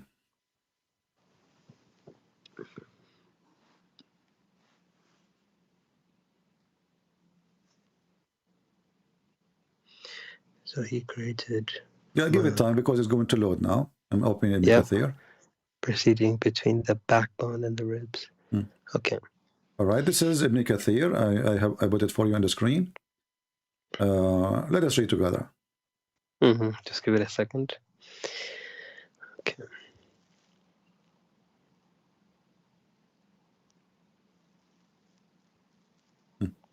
Okay, all I can see says, then Allah misleads whom he wills, I guess. And this is another thing. Later we can talk about Allah. He mislead us who he will. But this is God or Satan? Okay. Right. We can discuss this. That's okay. All right. No so read for me, my friend. I think you're still scrolling down, so I think it's late. Okay. Right. So let man see what he has created. This is alerting man. Okay, no, I scroll it down because we want to go about where the sperm is coming. This is the important for us. Yeah. He is created from water gushing forth, meaning the sexual fluid that comes bursting forth from. I can't see if you can just zoom out a bit. Sorry. Zoom out? The man and just a little bit. Sorry. Yeah. Okay. Thus, the child is produced from both them by the permission of Allah. Due to this, Allah says, proceeding from the backbone and the ribs, meaning the loins of the man and the bones, ribs of the woman, which is referring to her chest. And by the way, this is fast translation. In Arabic, it doesn't say all the loins, it's the backbone. Muhammad, he said, sorry, I'm just a bit confused there. Sorry, give me a second. Okay. Proceeding from between the backbone and the ribs. Backbone, meaning the backbone or loins of the man. Okay, so we're talking about two separate people. And okay, so it's talking about sexual fluid coming from the backbone of the man and the ribs of the woman, which is referring to her chest. How in the world this is from God? Because we know sperm comes from the testicles, right? So no, according to Muhammad, testicles are decoration, like the one you put them in Christmas tree. You know, they are hanged there for like, you know, like a Christmas light. Yeah. Okay. It's good to see a Muslim laughing. You know, I like it. So, my friend, is it from God? Is it really? This is God. This is prophecy. Sorry, what is it? What does it mean? Ribs of the woman? Can we please? The ribs. You know, if you go and read the interpretation, it says in Arabic, it says موقع القلادة. Actually, even here, Ibn Kathir, he says that. He says Ikrama, referring to her chest. In fact, in Arabic, it says موقع القلادة, the location where the necklace is. You see, like the what they call it, there's little hole. Yeah, the bone. Yeah. Little hole between the top of your ribs, right away in the top. This is where the location of the necklace. When a woman, she wear a necklace, tight necklace, that will be in that location. So according to Muhammad, this is where sperm is coming from. So can you just send me the link? Sorry, just I apologize. Send me this link. My friend, the problem with this website, it doesn't show link. It shows I can give you the let us say the website, and you can open it from there, because there's no like unique link. You know what I mean? I will post it in the chat. This is I'm using the website. It's called wordofallah.com. Word of Allah. You're talking about Ibn Kathir anyways, right? Yeah, this is Ibn Kathir. Yeah, doesn't matter. You can open it any website you want. Yeah. So let me find it myself. Give me 1 second. Yeah. I posted actually in the chat. You can use the same website. Word of Allah. Search for wordofallah.com. And then go to chapter 86. Verse, from 1 to 10 in this website is showing you. Okay, so I'm in Word of Allah. Chapter what, sorry? Chapter 86.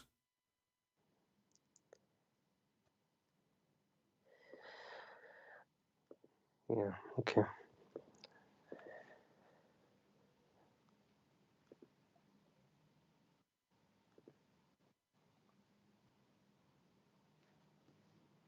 Word of Allah /tafsir. Yeah, I see it here. Okay, yeah. Okay. No, I was just double checking. Okay. Yeah, you're right. It does say that there.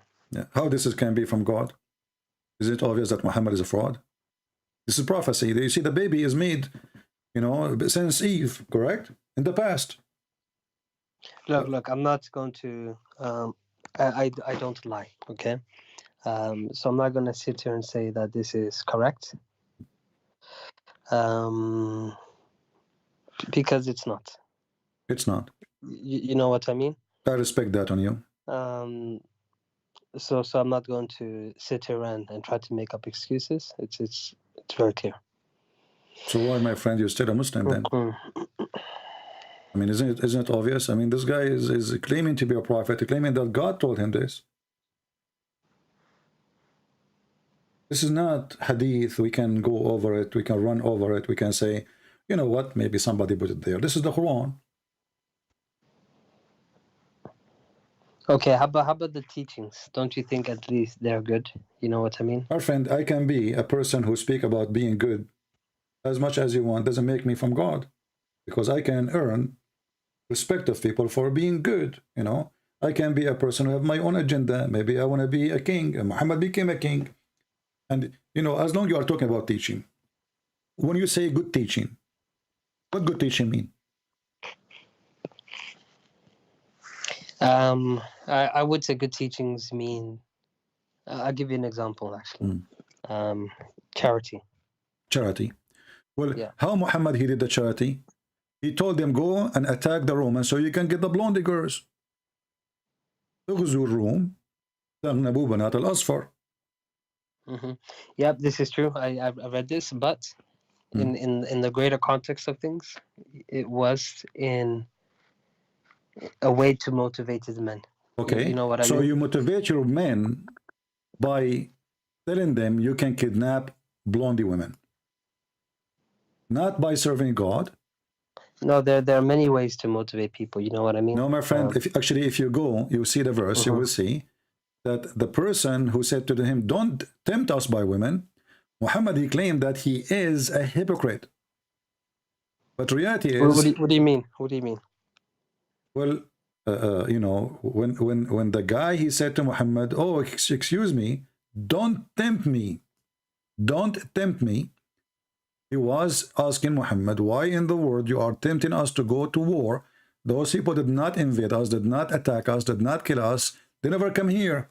Why want to go there? He did not say because we want to spread Islam, because we want to bring them to... No. He said, attack the Rome and get the blondie girls. So the man who said to him, why you are tempting me with this, to go to jihad for no reason except blondie women, Muhammad accused him to be a kafir, to be a hypocrite, and to be a false person.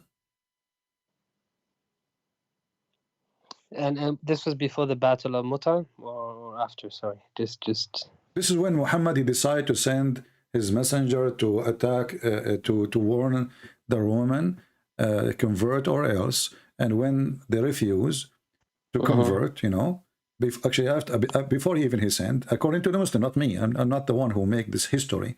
Yeah, so, yeah. I mean, this is before Tabuk, right? Yeah. This is, and then he decided to go to Tabuk, and he failed. He failed in Tabuk. He went there, he could not make it. So he was, you know, the victory he promised was a fraud. And by the way, you are the one who mentioned to me that Muhammad he predicted that we will conquer the Roman, correct? Yes, but you see, before Tabuk, before he even went there, it was to avenge the Battle of Mu'tah, if I'm correct. Doesn't matter. This is where Zayd bin Harith. You see, I don't go by all the history of Islam. I believe all of it is shish kebab. But however, Muhammad, the one who was happy for the Roman to be victorious, now he want to kill the Roman because they are kuffar, which is very funny and very crazy. In the same time, he is not asking the Muslim to go and attack to spread Islam. In fact, in chapter 9, the same chapter we are reading, you will see that when the Muslims been forbidden to have any non-believers in Mecca, the Muslims, they fear the property. You know, read with me, chapter 9, verse number 28, the same chapter. Oh, who you believe, you know, verily, let us, you know, this translation is very funny. The AdWords is not there. Let us go see another idiot. They make it so long for no reason. Okay, here we go. Oh, who you believe, truly the pagan are unclean, najis. This is a very fascist, racist. No, but sorry, you're jumping topics though. No, we are not. I will show you why. We are. Listen. Okay. Oh, who you believe, truly the pagans are unclean, so let them not, after this year of their approach to this, after this year of theirs, approach the sacred mosque. And if you fear poverty, soon Allah will reach you. And right away he says, attack the Roman, attack the Christians and the Jews, kill them. So how Allah will reach you? So attacking the Roman was a solution for money, not for God. No. You see, from the Islamic perspective, the reason why the Muslims attacked the Romans was because their client state murdered their emissary or the missionary sent to convert him to Islam. Let us go by that and let's see how funny is that. So you send the messenger saying either you convert to Islam or I will kill you, and then you expect them to give you a hug. He is the one who is announcing war. Convert or else. Aslim Taslam. This is what he said to him. Aslim Taslam. You want to be safe? No, I don't think this is what he said. I'm not too sure exactly. Here we go. Let me show you, my friend. Don't, you know, for me, remember, you are talking to Christian Prince. I'm not a kid. Aslam Taslam. Here we go. And this is the hadith. And you are the one who said you accept Sahih hadith. That's correct, yeah. Let the screen load. Sorry. Bear with me a second. And your prophet, he keep mentioning that Aslam Taslam to many people. Always he said that. But anyway, let us go. I mean, if what you're saying is true, Okay. then Here we go. then it's justified. Okay, here we But go. if it's not, then No, read it, my friend. Here we go. Yeah, read it, read it, read it. And you know, this is the funny. The Muslims, they say that he killed him. They killed the messenger, but the messenger is Dahil Kalbi. But according to many Islamic books, Dahil Kalbi, he did not die in that day. No. The messenger was Harith, right? Now here we go. In front of you, it says Dahil Kalbi, my friend. So Muslim history is a fabrication. So read with me. So Allah he sent to the governor of Al-Basra, in that time Hercules, whatever his name, and he said to him, in the name of Allah, the most merciful, the compassion, Muhammad is the slave of Allah, blah blah blah blah, to Hercules, the ruler of the Byzantine, blah blah blah blah. I call you to Islam. If you become Muslim, you will be safe. Sorry, it's just starting up. Okay. Messenger of Allah, which they had brought to the governor of Basra, which in turn passed it to Heraclius. Okay, that's the governor. That's right. He read it out, saying, in the name of Allah, the merciful, the compassionate, from Muhammad, the slave of Allah and his messenger, to Heraclius, ruler of the Byzantine. Okay, I guide you to Islam. If you become Muslim, you will be safe, and Allah will double your reward. If you turn away, then you incur wrong action of your subjects. O people of the book, come to a proposition which is the same for us and you, and bear witness that you are a messenger, that you are Muslims. Sorry. Become Okay. Muslim, you will be safe. Otherwise, I will kill you. This is a threat. This is not a message No, of peace. it doesn't say I'll kill you, but it is threatening for sure. No, my friend. Aslam Taslam, Arabic is my first language. Aslam Taslam, that's what Muslim they say. Become Muslim, you will be safe. Otherwise, we will kill you. That's it, you know. So this is what you're saying. It says in Arabic, right? It's in Arabic and English too. You see, Aslam Taslam, this is literally translation for the Arabic. Become a You see Muslim. in English, Become a Muslim. It says, oh, sorry. Continue. Okay, become a Muslim, become safe. Safe from what? The guy, he's the king.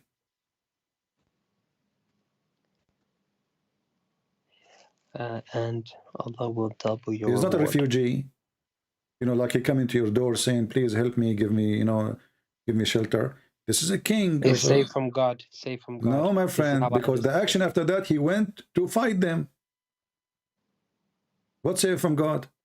Is it the Quran says, fight those who don't believe in Allah in the last day, chapter 9, verse 29? We just read it, my friend. Fight those who don't believe in Allah and the last day, and what is forbidden by his messenger. So what is the problem with those people? They don't approve the messenger. What we do with them? We send them a book, says convert to Islam, or we send them a book, says Aslam Taslam, which means convert or die. And the only way to stay alive is to pay us jizya. So if you reject that choice to pay jizya like a slave, be under our command, then we will kill you. Choose one.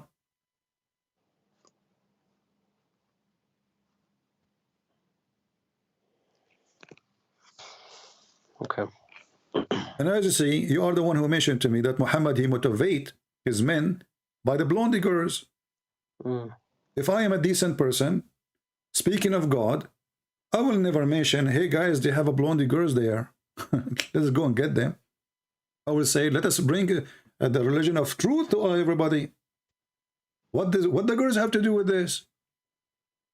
And you will see, as long as we are talking about women, how women and sex involve very much in Islam. You are the one who mentioned, well, don't Muhammad have a good teaching? Is this a verse? There's a verse about women, she can offer herself to the Prophet. What does this have to do with God? Let's see this verse, please. Okay. Remember, I am supposed to be a prophet of God.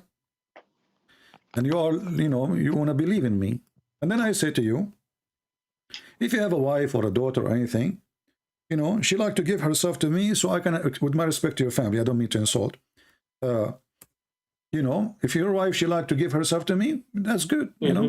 What does this have to do with God? How that serve God? This has nothing to do with God. Chapter 33, verse number 50. Muhammad suddenly he start counting how many women he can sleep with, and as you see, the whole town. All the verses. Look how long this verse. Your wives, well, you are sending him a verse that he can sleep with his wives. Isn't it too late?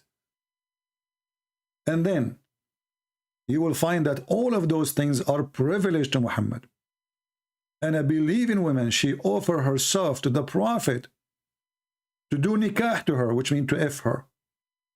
The translation says to marry her. Where is the word marry? Show me in Arabic. I want to see it. It says she offered herself. Nikah doesn't mean that. Nikah means sexual intercourse. Nikah means sexual intercourse. Thank you very much. So, and women, she is offering herself. And let me ask you now, is it true that if your prophet, his eyes fall into a woman, her husband must divorce her?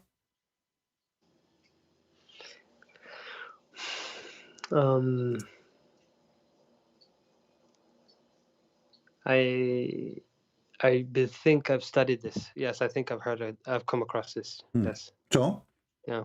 You mentioned to me, what about his good teaching? Is that a good teaching? That I'm a prophet of God, I go to your house, when I respect your wife, I see your wife, I like her, I say divorce her so I can have her. What does this have to do with God serving? Isn't this is against the teaching of God? If you go and read the Ten Commandments, what God he gave to Moses, it's clearly saying that adultery, fornication, wishing a woman she is not yours, is forbidden. This guy, he claimed that this is a privilege to him. And all his privilege is about sex and money. Here you will see, this is the book of Al-Qurtubi, and I'm showing you the reference in front of you. And I'm going to use Google translation. And I will post short link for it. This is Shia library, by the way. But this book is not a Shia. Qurtubi is a Muslim Sunni, correct? Hello? Yeah, can you hear me? Yeah, now I hear you. So I'm saying the website I'm using now is a Shia library, but the book is a Sunni. Shia library have all books. Who is it? Who wrote the book? Al-Qurtubi. Okay. You heard of Al-Qurtubi, right? Yeah, he's okay. Sunni though. Volume 14, page number 212. It says here that... But which book, sorry? Which book of his? I apologize. Tafsir Al-Qurtubi, Tafsir. Okay. Okay. Volume 14, that's the Arabic version. There's no English, I think. Page number 212. It says here, it counts for you the privilege of Muhammad. He says, and what was lawful for the Prophet as a privilege? 16. The best of the booty. Second, to take the fifth of the booty.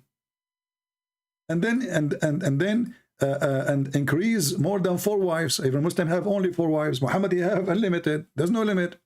And then to F a woman bilafz al-hiba, which mean she say, I offer you yourself, he F her. Number 6, to F a woman without her parents approval. All of them is about sex. Number 7, to F a woman without dowry. He do not need to pay for free. Number 8, to F around the Kaaba or during the Hajj. Number 10, and if his eyes fall into a woman, which means he like her, it is a must for a husband to divorce her so he can F her. And this is what happened with his son from adoption, Zayd. Let us use a Google translation. Read carefully. This is a prophet of God. You know, this is a prophet of God. Let us go to number 10. No, you're right. I remember studying this now. Okay. Okay. So, what kind of a prophet? He have a good teaching, as you said. If his eyes fall into your wife, you have to divorce her, so he can sleep with her. Why is he short of women? I mean, the guy, he have tons of wives at home. You see what I was told. I remember having this discussion when we were studying, and the Imam said, even though this was a privilege, he did not utilize it. What do you mean? You know, he did practice it. He never did it. This no. He took Safiya. There's a verse about it in the Quran. In the chapter of Al-Ahzab, you know, Zayd, when Zayd, he finished with her, and the Quran. You mean Zainab? Zainab bint Jahsh, Zainab, this daughter of the donkey. So no. You see, with her, the situation was the Prophet came into, there's multiple narrations, but the more authentic, as the scholars say, is the one that he came in to the house. Zayd wasn't there. The Prophet said something. What he said? What he said? Remind me. I don't remember off top of my mind. He said, "My heart flipped for you." He flirted with the women, correct? Yes, it was. Okay. Yes. So what do you mean he did not practice that? He went to the house of a married woman. She is married. She is not separated. She is not going through divorce. She is in the house of the husband. He go and he is there. Why? Because he is the father of the husband. You see, you don't enter a house of a man when the man is not there, correct? This was his son at the time, Thank you. So because he is the father, he was allowed to enter. So he was given a trust he don't deserve. When I trust you because you're my father to enter my house when my wife is alone, you are there for a reason because you are my father. What this man he did, he took advantage of being the father, go into the house of the husband when the husband is not there, and now he started flirting with the women. And this is what the Muslims say, flirting. I believe they are already sleeping together. Because, my friend, if a woman, she is really a good woman, and let us say, God forbid, your wife, she is home, and your father come to visit you, and then your father flirt with the woman, your wife. How angry your wife she would be. She would be very angry, don't you agree? Yeah, she would be. But she is not angry, she is proud. And then the interpretation says that when Zainab, she told him, فَفَطِنَ, it says, فَفَطِنَ Zayd. So he got it. So right away he went to Muhammad and he told him, you know what, I don't like her, I want to divorce her. So now he knew that they are sleeping together.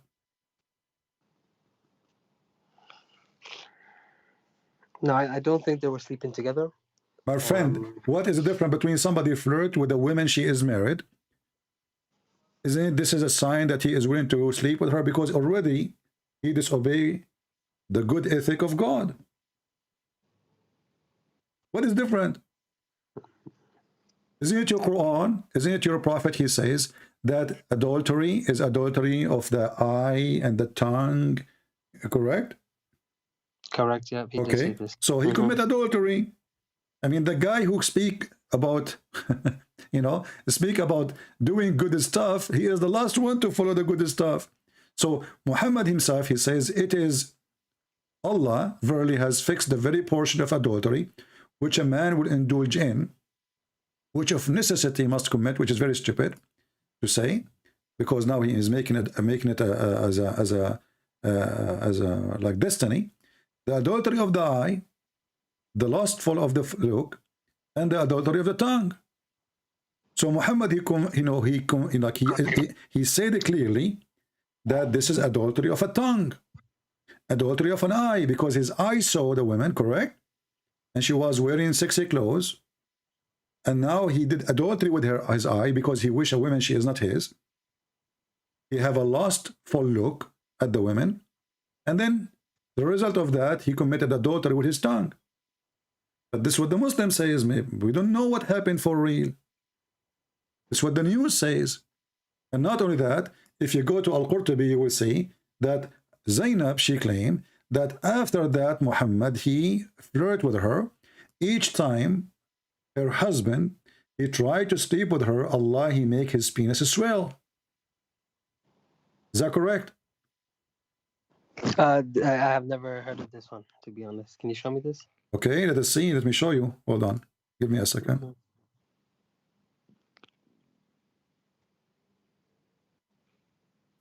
You see, the Christian, they say that Muhammad have no miracle. Here we go. He have a miracle. Allah, he made the penis of the husband swell.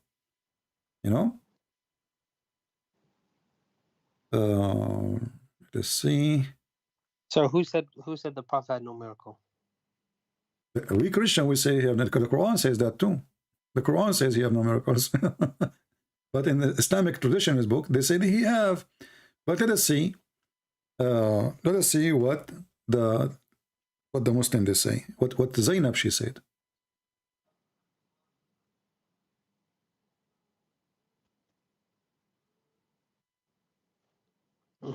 And for miracles, there is the well, while you search this one up, sorry, I'm not sure if you found it yet, the hadith on Zainab, but yes, the splitting of the moon. We will go to that and you will die laughing. Just wait. Okay, Just and wait. also the feeding of many people. Yeah. Here we go.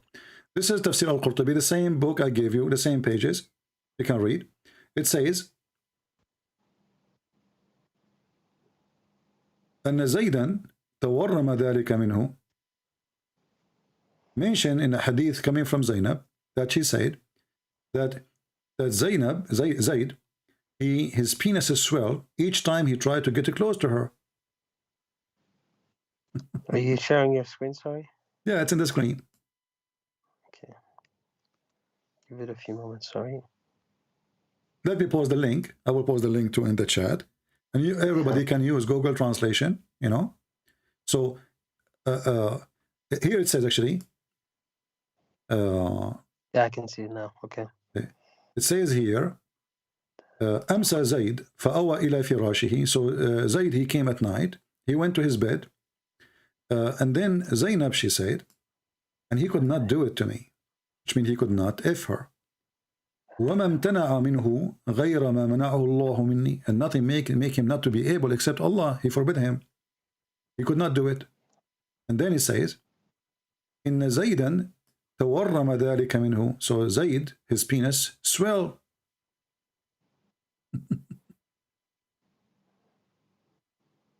So imagine now, we have God become a pimp.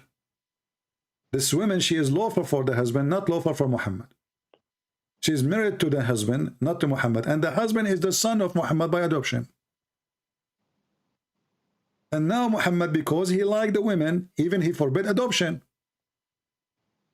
It was a turning point for Muhammad. Suddenly, adoption is forbidden.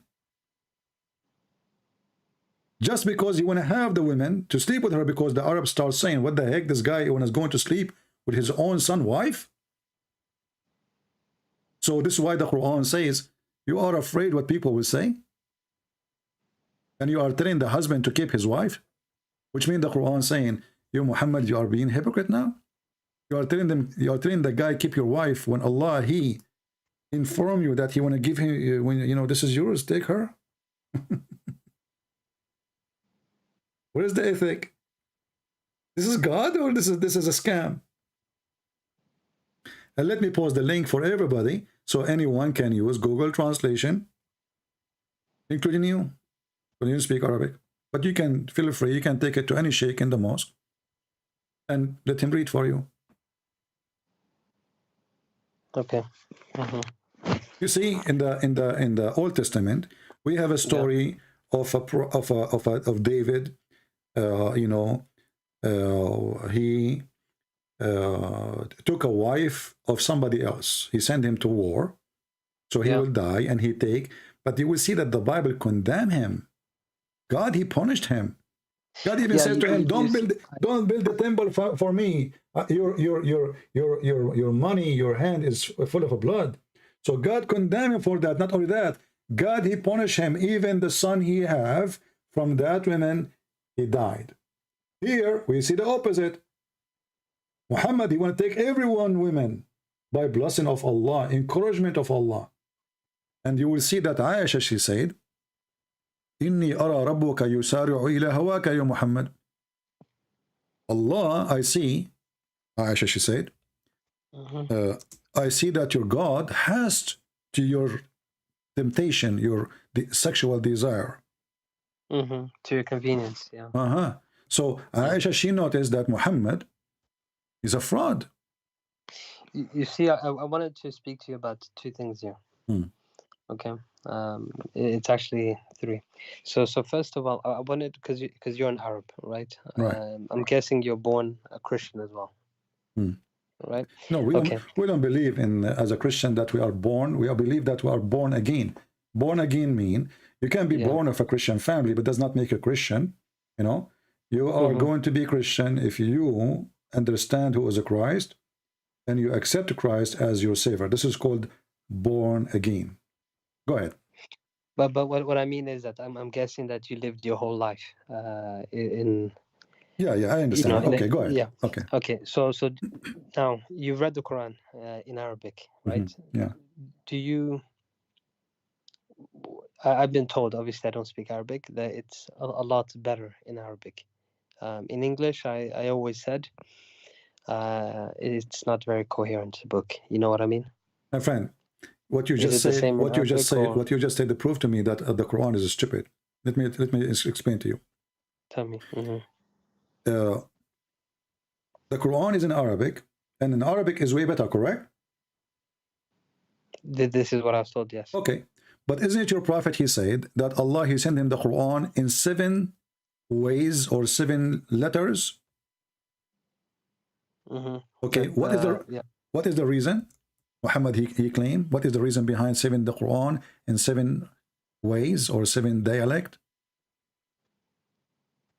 I don't know. Why? Because people cannot comprehend the Quran. So imagine, you just said something, I find it very funny, I'm not making fun of you, but I'm making fun of Islam, that the Quran in Arabic is better, but as you see, the Quran in Arabic is worse because Allah, he need to rewrite the Quran 7 times in order to make the first Quran, in order to make the first Quran clear. But you know, as an Arab, when you read it, is it? My friend, he made it to the Arab. My friend, listen, the 7 Quran are in Arabic too, right? So Allah, he needed to write his book 7 times in order to make it clear, and until now it's not clear. So what kind of an author, he made a book, and the Muslim, they say that the Quran is amazing. It's amazing to the point we need to rewrite the book 7 times in order to explain the book, and after writing the book 7 times, nobody understands the book. You see, you're referring to the transmitters, right? Warsh. I am not. No, I'm not referring to any of this. You know, actually, even Muslim, they say those things that are different. But you know, but just to show you how stupid this religion is, the Muslim, they say to us that the 7 ways, it's just a dialect, like, you know, like you say the, I say za, or you know, but it's not true. As an example. No, it's not true. You're right. Yeah. So if you go in the Quran, where the verse says, وَالشَّمْسُ تَجْرِي لِمُسْتَقَرٍ لَهَا,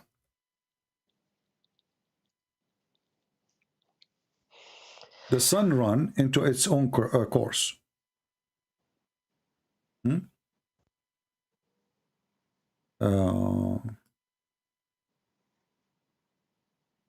Chapter 36, verse number 38.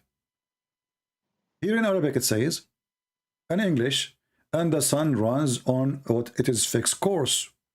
Is that clear? It runs, right? Yeah, the sun runs on its fixed course. Let us go to Ibn Kathir.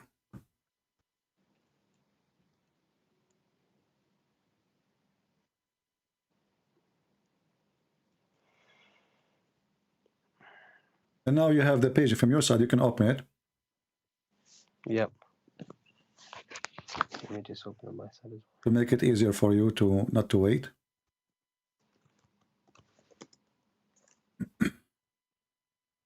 So what was the verse again? Chapter 36, verse number 38. 36, 38. Thank you.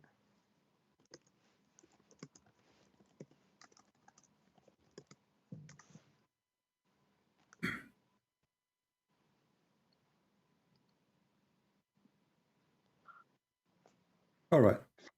Here it says, وَالشَّمْسُ تَجْرِي لِمُسْتَقَرٍ لَهَا, and the sun runs into a fixed course for a term, right?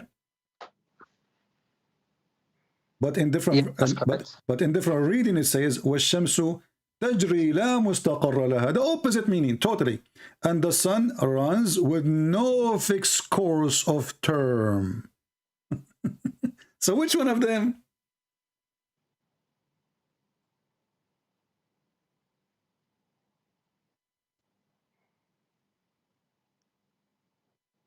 One saying the sun run into a fixed course, and one saying the sun run with no fixed course. So this is not different dialect. This is the opposite. We are not talking Right, about different meaning- direct no more. Meaning that it has no destination. It does not sit in one place. Rather, it keeps moving night and day, never slowing down or stopping. As the time. Well, But this is the opposite of the verse. The same verse in different recitation is totally the opposite.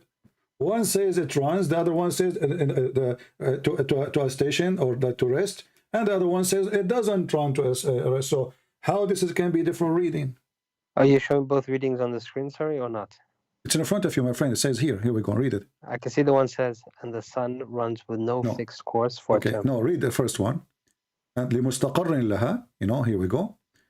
And its fixed course is beneath the throne of Allah.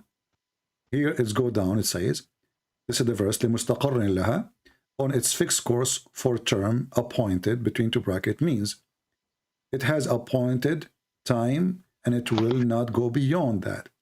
Then if you go down, it says the opposite. And the sun runs with no fixed course for a term.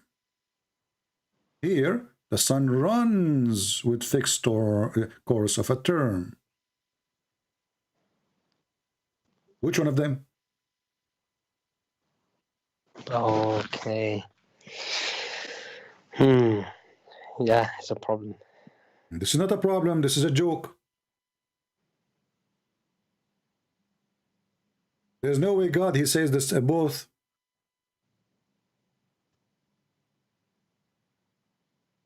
And the Muslim, they witness that Muhammad, he said both. So Muhammad, he forgot what he said. He just add here la, and that make it no. Here he forget the la. So when the Muhammadan, they say, well, you know, different dialect does not mean different Quran, that's a lie. Because this is totally the opposite. Okay, I see what you're saying. So my friend, after all of this I showed you, isn't it this is enough for you? Be honest with me, to leave Islam?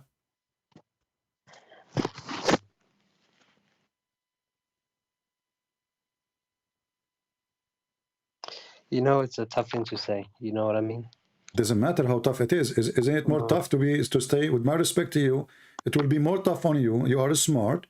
It's more tough on me to call myself a Muslim when Islam is obviously for a stupid one. Which one is more tough? To say today I decide to become smart? This is madness. This is stupid. This can't be from God. I'm out of here.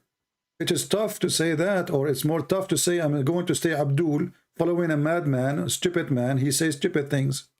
Which one is more tough?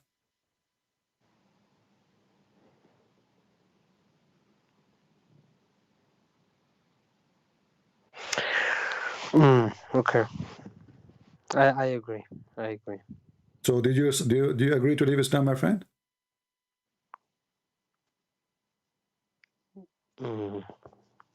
Yeah. I'm so happy for you. I praise the Lord that today you call me and you decide to leave Islam and you are free from the garbage of Muhammad. Now, as long as you decide to leave Islam, my duty as a Christian is to invite you to accept the Messiah as your Lord, as your Savior. What do you think about Christ? I've read the Bible before. Okay.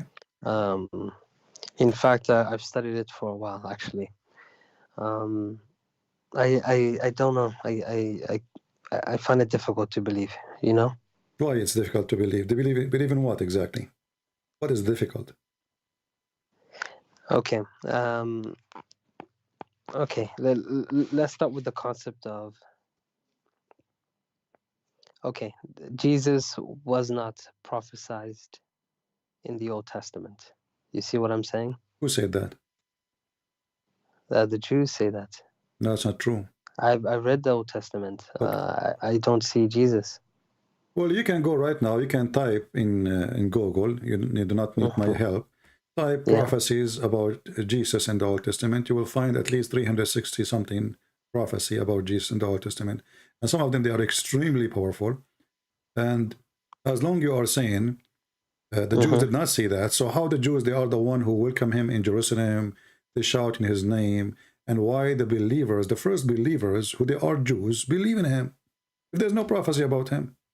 But they were minority, right? Who said that? Who said so? Who said so? You guys say so. I mean, was he No. not crucified? They weren't unable Doesn't to matter. read the Doesn't matter. prophets? The rabbis, they are the one in charge. The rabbi isn't the one in charge, and they were able to make the crowd in that area follow them. And the Roman, he did what the rabbi want. But you will notice in the same time that the Bible tells us that thousands of people believe in Jesus, and thousands of people, they listen to Jesus and they love what Jesus do. Actually, we have something that's called the Palm Day. When Jesus entered Jerusalem, thousands of people, they were welcoming him, you know, right? It was like a victorious person coming into the city. So obviously there's a lot of people believe in him, and now the majority of the Jews are Christians, actually. You see, after 2,000 years after Jesus, the Jews in this earth is not even 20 million. All nations, they go in war, all nations get killed, you know, everybody. But the only faith is never increased, but only decrease is the Jews. Why? Because Christianity took most of them and they become Christians. And as you know, Paul, he was a Jew, right? All disciples of Jesus, they were Jews. Even the Quran comes from that. So when they say nobody believe in him, that's a lie. Secondly, imagine you are a person who was exist in the time of Jesus and you saw amazing miracles he can do, which nobody can do. Why you will not believe a believer? Why somebody he can resurrect people from death? Nobody will believe that he is someone special. Why somebody? You tell me this because you know the Jewish people, as you claim, they saw this, right? So why did they not believe in him? They did. They did. The rabbis, they did not believe in him. My friend, who said that the rabbis did not believe? There's many that they believe, but there is big names, let us say, who they want to lose their authority. You know, there's always, you know, one day I was looking for a job, and I apply even for a taxi driver. Imagine, I'm a person who have degrees, but because you know you need to pay for your food, right? And nothing wrong with working. Doesn't matter what as long as it is. It's not hurting people, you know. Taxi driver is fine. I will work taxi driver. So I applied. The response is, you are overqualified. But I know why he refused me. What you are overqualified? I mean, I'm going to drive a taxi. What a big deal. But the manager there, he said to himself, this guy, he have a degree, but at my degree. Today we will get him inside the company. Tomorrow he will become the manager. So there's always somebody is afraid you will take his place. So when the rabbi, they notice how Jesus be loved by the people, they felt the risk. They are losing their place. People don't listen to them. So they have to get rid of him. As simple as that. So when you say they did not believe in him, that is not really not true. Especially all the disciples are Jews. And the top of that, Jesus, he did miracles between the Jews and even between non-Jews, like the Aramaic people, who they are around. So, belief is a matter of something personal. But the reason you gave me is not a reason. As an example, I will use your reasoning. So how come the Jews or the majority did not believe according to you? Well, how come the Jews today, the majority believe in him? So if the majority is the one who decide if you are right or wrong, well, the majority today are people believe in free sex, smoking, drinking, the majority, correct? No, you see, the reason I asked this question wasn't because of this. It's because of two reasons. I've heard that Christians often, and I have to be honest, I have to go back and, you know, read the Bible again. No because, you know, when I read it from a, you know, Muslim perspective. You know what I mean? I understand. But you know, when you guys talk about the Old Testament, like when I read the Old Testament, the New Testament, I would see the prophet in places he shouldn't have been in. You know what I mean? No, I don't know. This is why. Okay, so Christians often, you know, you guys say that Isaiah 53:5 is referring to Jesus, correct? Right. But I was watching a video where a rabbi was explaining that this isn't referring to Jesus, but it's talking about the nature of the Israelites in general. Well, we got him busted. You can watch the same rabbi. I think you are talking about Tuiva Singer. This guy's an idiot. You know, I made videos about him, many videos, and everybody knows that this guy is a liar. You know, as an example, this guy, they ask him if Muhammad is a prophet or not because he's a hypocrite. How come you Jews? I made a video just it's still in my channel actually. I did not delete it. You can watch it. How come the Muslim they say that Jesus is the Christ? Remember, as you said, this guy, he don't believe that Jesus is the Christ, correct? Yep, they don't. So they ask him, how come Muhammad he think that he is the Christ? He did not answer. He did not dare. And he starts saying, the Muslim, they believe in different Messiah. He's the prophet for them. And it doesn't matter. It's not a question. The question is he a Messiah or not? And then he claimed that the Muslims do not believe that the Messiah is from David. But this is absolutely false. And we show the difference. So this guy is not a legitimate person even to listen to. Honesty is honesty. You see, when you talk to me, I don't take a side. I'm an American person by having an American passport. I serve in the USA Army. If you ask me about Trump, I voted for him. I say he's dumb. If you ask me about Biden, I say he's stupid. I don't take a side. I say as it is. If somebody in my chat, he's an admin, he says something wrong, I am all over the place over him. So I don't take a side except the truth. So when those people, they say something, it's not even convincing to their own people. In case you do not know, you know, we believe that Israel, and maybe in 15, 20 years from now, they will have a huge number, you know, big number, which is going to change the format of Israel from this nation of the Jews to be the nation of the Christians. The Jews are coming to Christ in a huge number. And those What Jews, do you mean now or back in the now days? and before, now is even more. You know, if you go right now and see how many Christian schools open all over Jerusalem, how many, you will not believe it. And who is the teacher? He is an ex-Jew. Who is the minister? He is an ex-Jew. Who is the doctor? Who is the professor? Ex-Jew. So they are afraid from Christianity, but they are not afraid from Islam because Islam is not convincing to the Jews. Islam obviously hate the Jews. Christians, they are the only one who say we love the Jews. We don't hate them. So Christianity is very attractive to the Jews. Islam is not. So the Jews, like this rabbi, they made Christianity #1 enemy to them, but they fail miserably to convince anyone. And you can watch their videos and watch my video, and you will see that this guy, he come with stupid things, which is not true. As an example, when the Old Testament says that the virgin will give birth, this guy, he says the translation of the Christian is false. It says a young woman will give birth, but this is stupid, because if the sign is, it's a sign. If the sign is a young woman give birth, well, all young women, they give birth. There's millions of them every day. So well, where is this prophecy? Where's the reference? I made a video about it. You can go watch it, you know. So okay, I'll check it out. Yeah. So when he say that the Messiah or the Christian, they say that a young woman, she will give birth, when in fact it says a virgin, because it's a miracle, you know. Not every woman can do. If women they can do that, that's mean all women can do that. This is not a sign. This is not a miracle. So he lie and they lie when they say it is not a virgin. If it's a young woman, that is actually even against the Bible. Why? Because how God, he claimed that I'm going to give you a sign, which is a miracle, and the sign is a young woman, she will give birth. No, that wouldn't make sense. I agree. Yeah. So he lied about it because that will not be a miracle and that will not be a sign. My mother, she gave birth, she was young. She must be Mary then, you know, and I must be the Messiah then.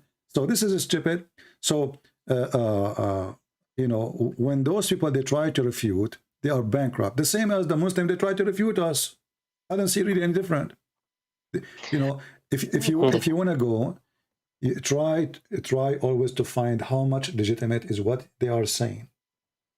You know, just think about it. Don't listen to the Christian, don't listen to the Muslim, don't take a side. Don't listen to the Jews. Just think carefully and you investigate. You go search. You know, the Hebrew is there. The dictionary is there. You open dictionary, you read it. And then if the word mean what they say, that's mean they are right. And the Christians are lying.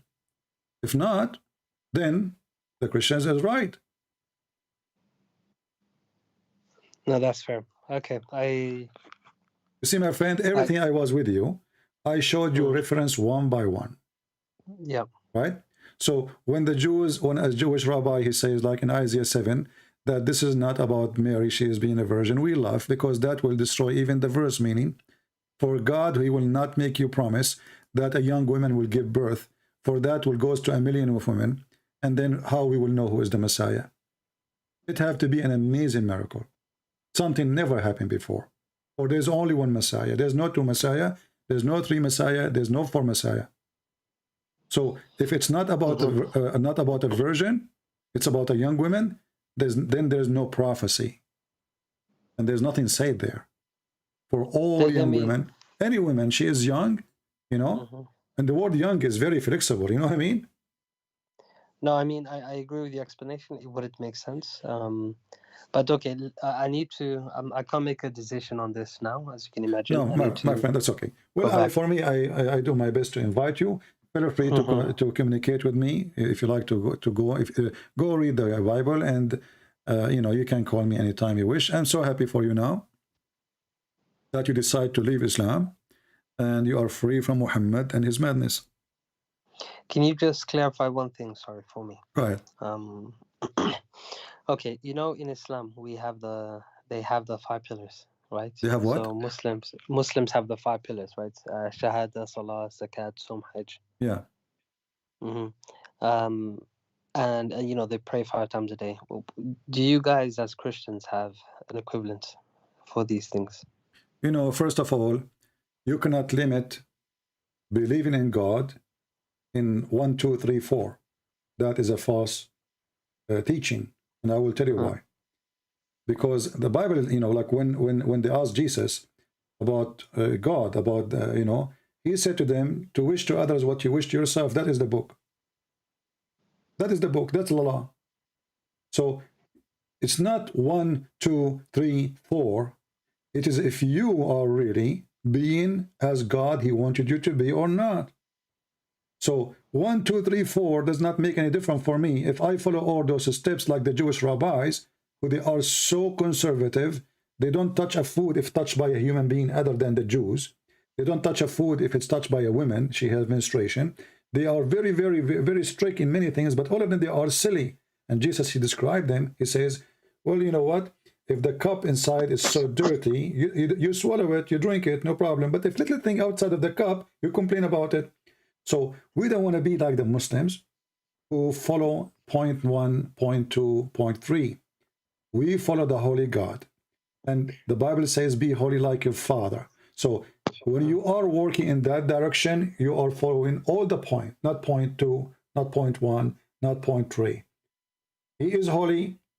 You are ordered to be holy, which means you are not perfect, you commit sin, but you fight hard in a direction to be holy like your Father. And this is what Jesus is about. Whoever believe in me and I will live. Believe in me mean anything Jesus said, anything Jesus did, anything Jesus he wanted us to be. Not point 1, not point 3. You know, Islam is a stupid religion. You say Shahada, you are saved. That's stupid. This is why Jesus, he said the opposite. He said, not everyone says to me, Lord, Lord, will enter the kingdom of my Father, but the one who do his will. So you can say Shahada as much as you want. You can repeat things as much as you want. And actually, Jesus, he said to us clearly, don't pray like those hypocrites who repeat words, and they like to pray in the corners. So we do not need to pray in the corner. Go to your closet and pray in the closet, so nobody will see you except your Father in heaven. So Jesus, he forbid us from being hypocrite. Jesus, he forbid us from following Shahada. He ordered us to walk his step, not to say words. But did Jesus say what you just said at the end? You know, about don't pray like, you know, showing off. Did he say this? Because this is a very good teaching. You Yeah, know what I like mean? you know, don't pray in the corner. Don't play. You know, like. Let me pull the verse for you. Please. Because this is what they do. You know what I mean? Like, you know, a Muslim once asked me, why we don't see you, you know, like, you know, why you never said I'm going to go to pray, you know? And if you go right now, you know, you see all my videos, I never said I'm going to go to pray. Like, but do Christians really pray or not? You know, does that mean Christians, they don't pray? We pray, but we are forbidden from bragging about it, because simply those who do that, they are the hypocrite. They want to show the people that they are praying to God. I'm going to play for you Matthew chapter 6, so you can learn from Jesus. Who is Jesus? Not from me. I mean, who can teach?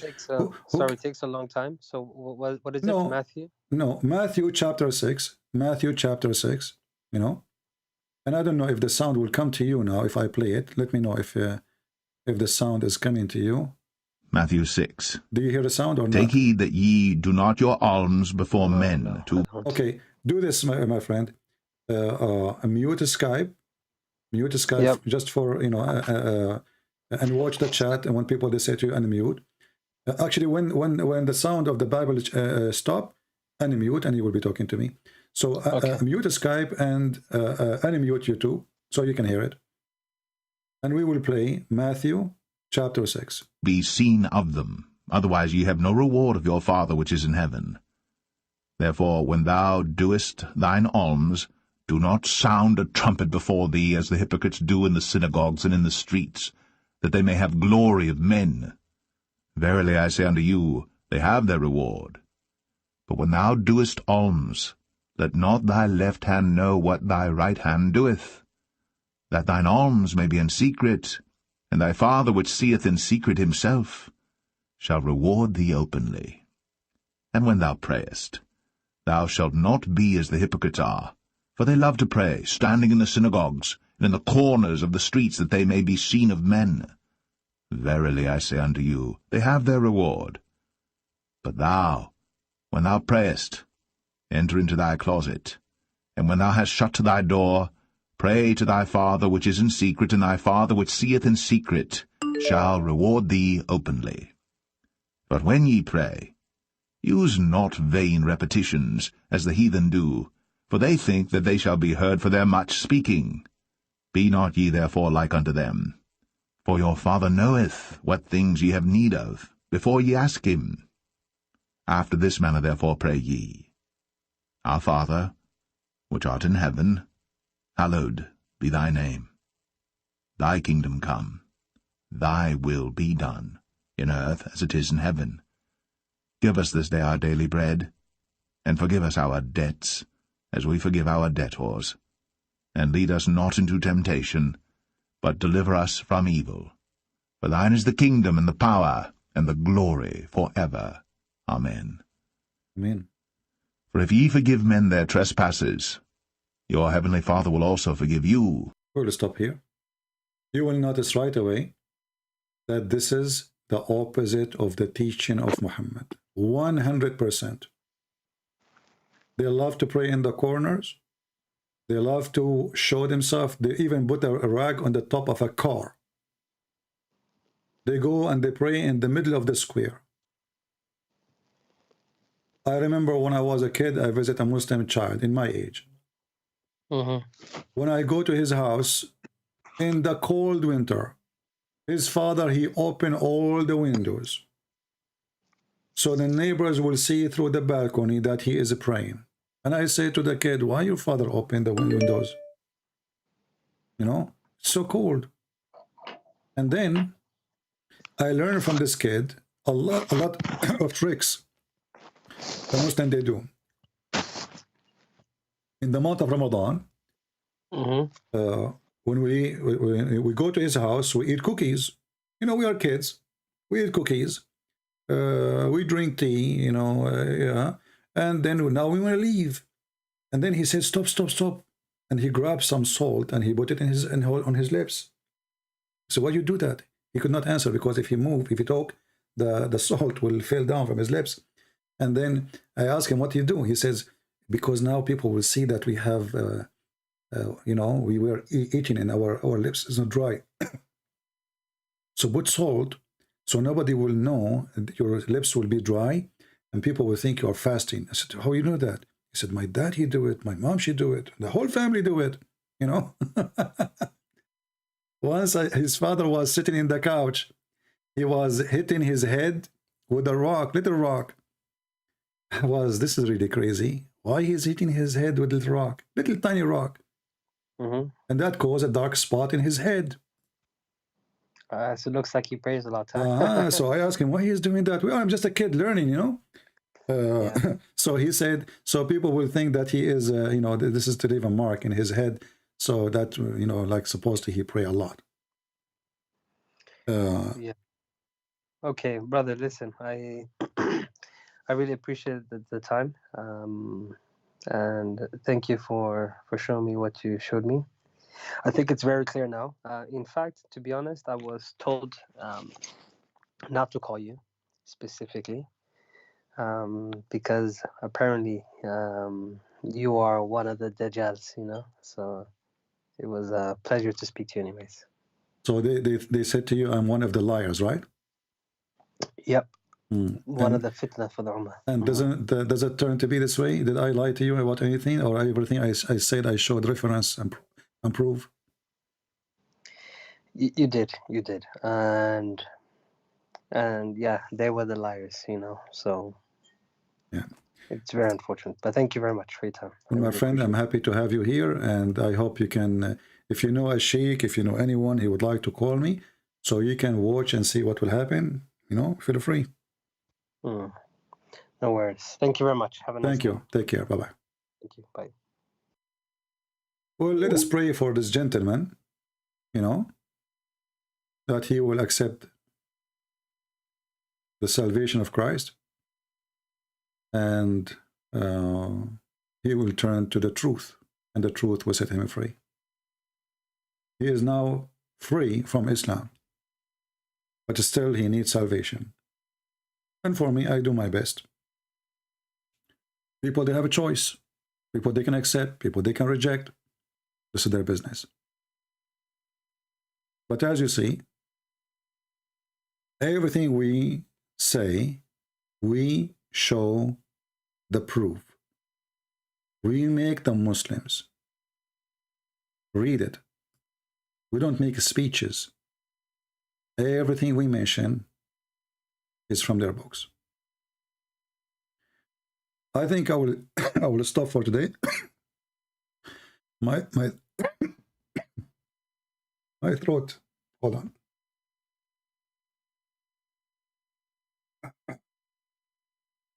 I was drinking coffee too much, and that's what happened to me when I drink too much coffee. I love coffee, but sometimes it's not good.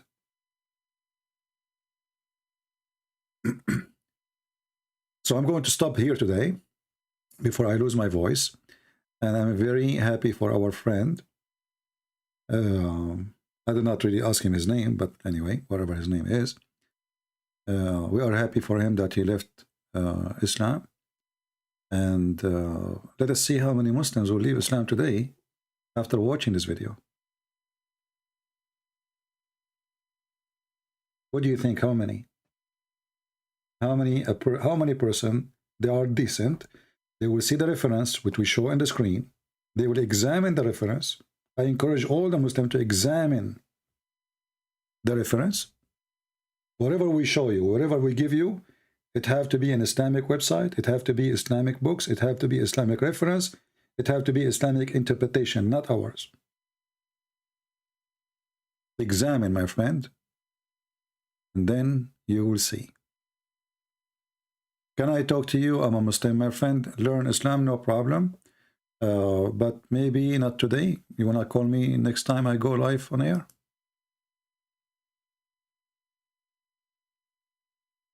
I will take one more call. Let us see. But my voice is gone, honestly.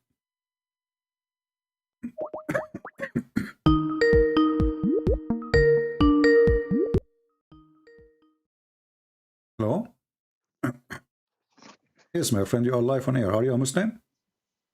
Sorry, we already spoke. Sorry? Sorry, I already spoken to you. Oh, you spoke to me before? Sorry, I don't remember. Okay, so you are a Muslim or not now? No. Sorry, we just spoke. I've left the religion. I literally just spoke to you right now. Oh, you are that person who spoke to me right now. Sorry. You see, for me, I don't look really about who is calling, who is talking. You know, I mean, that's why I said I don't know his name, because I forgot to look at the name on the Skype. All right, what do you want to say, my friend? No, I just texted you to say please don't use my name. That's Oh, okay, all right, no problem. You see, your name is in preserve, and this is your life, my friend. I respect that. Thank you for calling again. And remember, I want you to go and read Matthew chapter 6 again. Take your time and look at the wisdom of Jesus. Amazing teaching. And look at the garbage in the Quran. And then you decide which one is really a person he can make a better person of you. You know? It's up to you. Okay. I won't look at that book anymore, but I will check out the Bible. All right. Take care, my friend. God bless you. Take care. All right. And please pray for our friend here. He asked me not to mention his name. Oh, I will respect that. I thought this is a new Muslim trying to call or something, you know. But he's the same person. So anyway, obviously he's using his real name. Do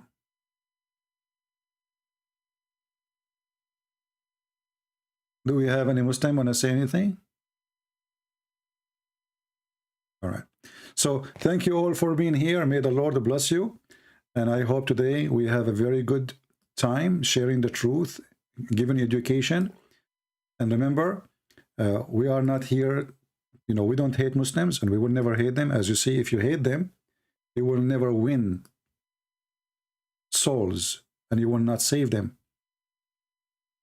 We save Muslims because we love to save them. We believe they deserve to be in the kingdom of the Lord. We believe that the Muslims don't deserve to go to hell. And those who you want to save them is not the one you hate them. The one you hate them is the last one to think about saving them. So Muslims, they might think that Christian Prince, he hate them. Well, this is what they lie to you. The Quran says that the Christian, they hate the Muslims, the Jews hate the Muslims. But in reality, is the opposite. For God, he loved the world. He sent his only begotten Son. God, he loved the world. Everybody. White, black, Asian, whatever your ethnic, whatever your language, whoever you are a child of God. And we are the only one who believe that God, our Father, is our Father. And here you see how our Lord, how humble he is, that he is God who created this massive universe. Yet he is willing to give us a name we don't deserve. You are a child of God. You pray to God, you say, my Father, our Father. How beautiful it is. While the Muslim is a slave of Allah, Christian, every Christian of us, women or man, is a child of God. You are black African, you are Asian, you are white, it doesn't matter. The Bible says there's no Greek, there's no Hebrew, there's no free, there's no slave, for all is one by Jesus. I mean to that. So we pray that more Muslims will come to Christ and more Muslims will see the truth, and the truth will set them free. With this, I say thank you. And don't forget, please, to support those in Ukraine.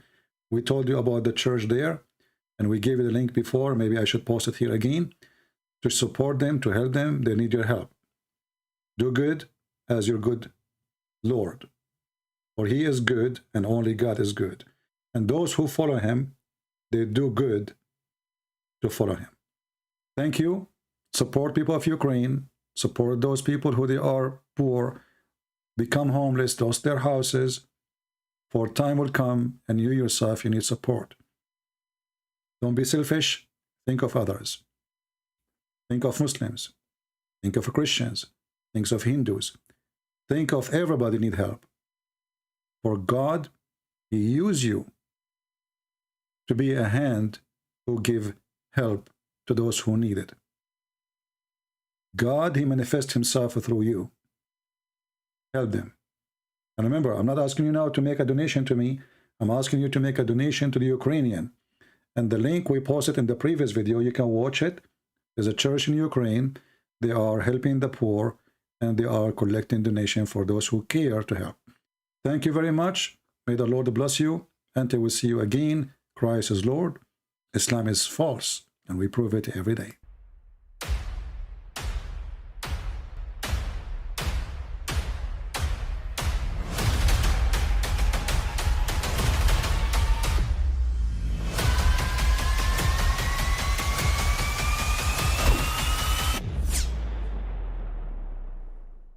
But I mean, again, he doesn't know who Gabriel is, right? Because he didn't come from an Abrahamic faith. The people of Mecca were pagan. Quran is mentioned, if this book was from other than God, they would have found in it many contradictions. If a book is without contradictions, that has no bearing on whether it comes from God or not. I've had phone books that are inerrant, but I certainly don't think God gave them. That we believe without understanding. The brother asked a very important question, that most of the scholars say that listening to music, watching movies, and most of the television programs, they're haram. So how can we have fun? Let me tell you, brother, at the outset, that having fun is permitted in Islam as long as the fun is halal fun. That the standard narrative has holes in it. The Prophet tells us because Satan or the devil sleeps over our nostrils. Those who oversleep and not pray Fajr on time, Satan urinates in their ears. I really do think Jesus was crucified and that He really was dead and buried. He thought that He was a son of God in the sense that He was specially chosen by God. I think Jesus really did think He was going to be the Messiah, the future King of Israel. I mean, that is, after all, why they crucified Him.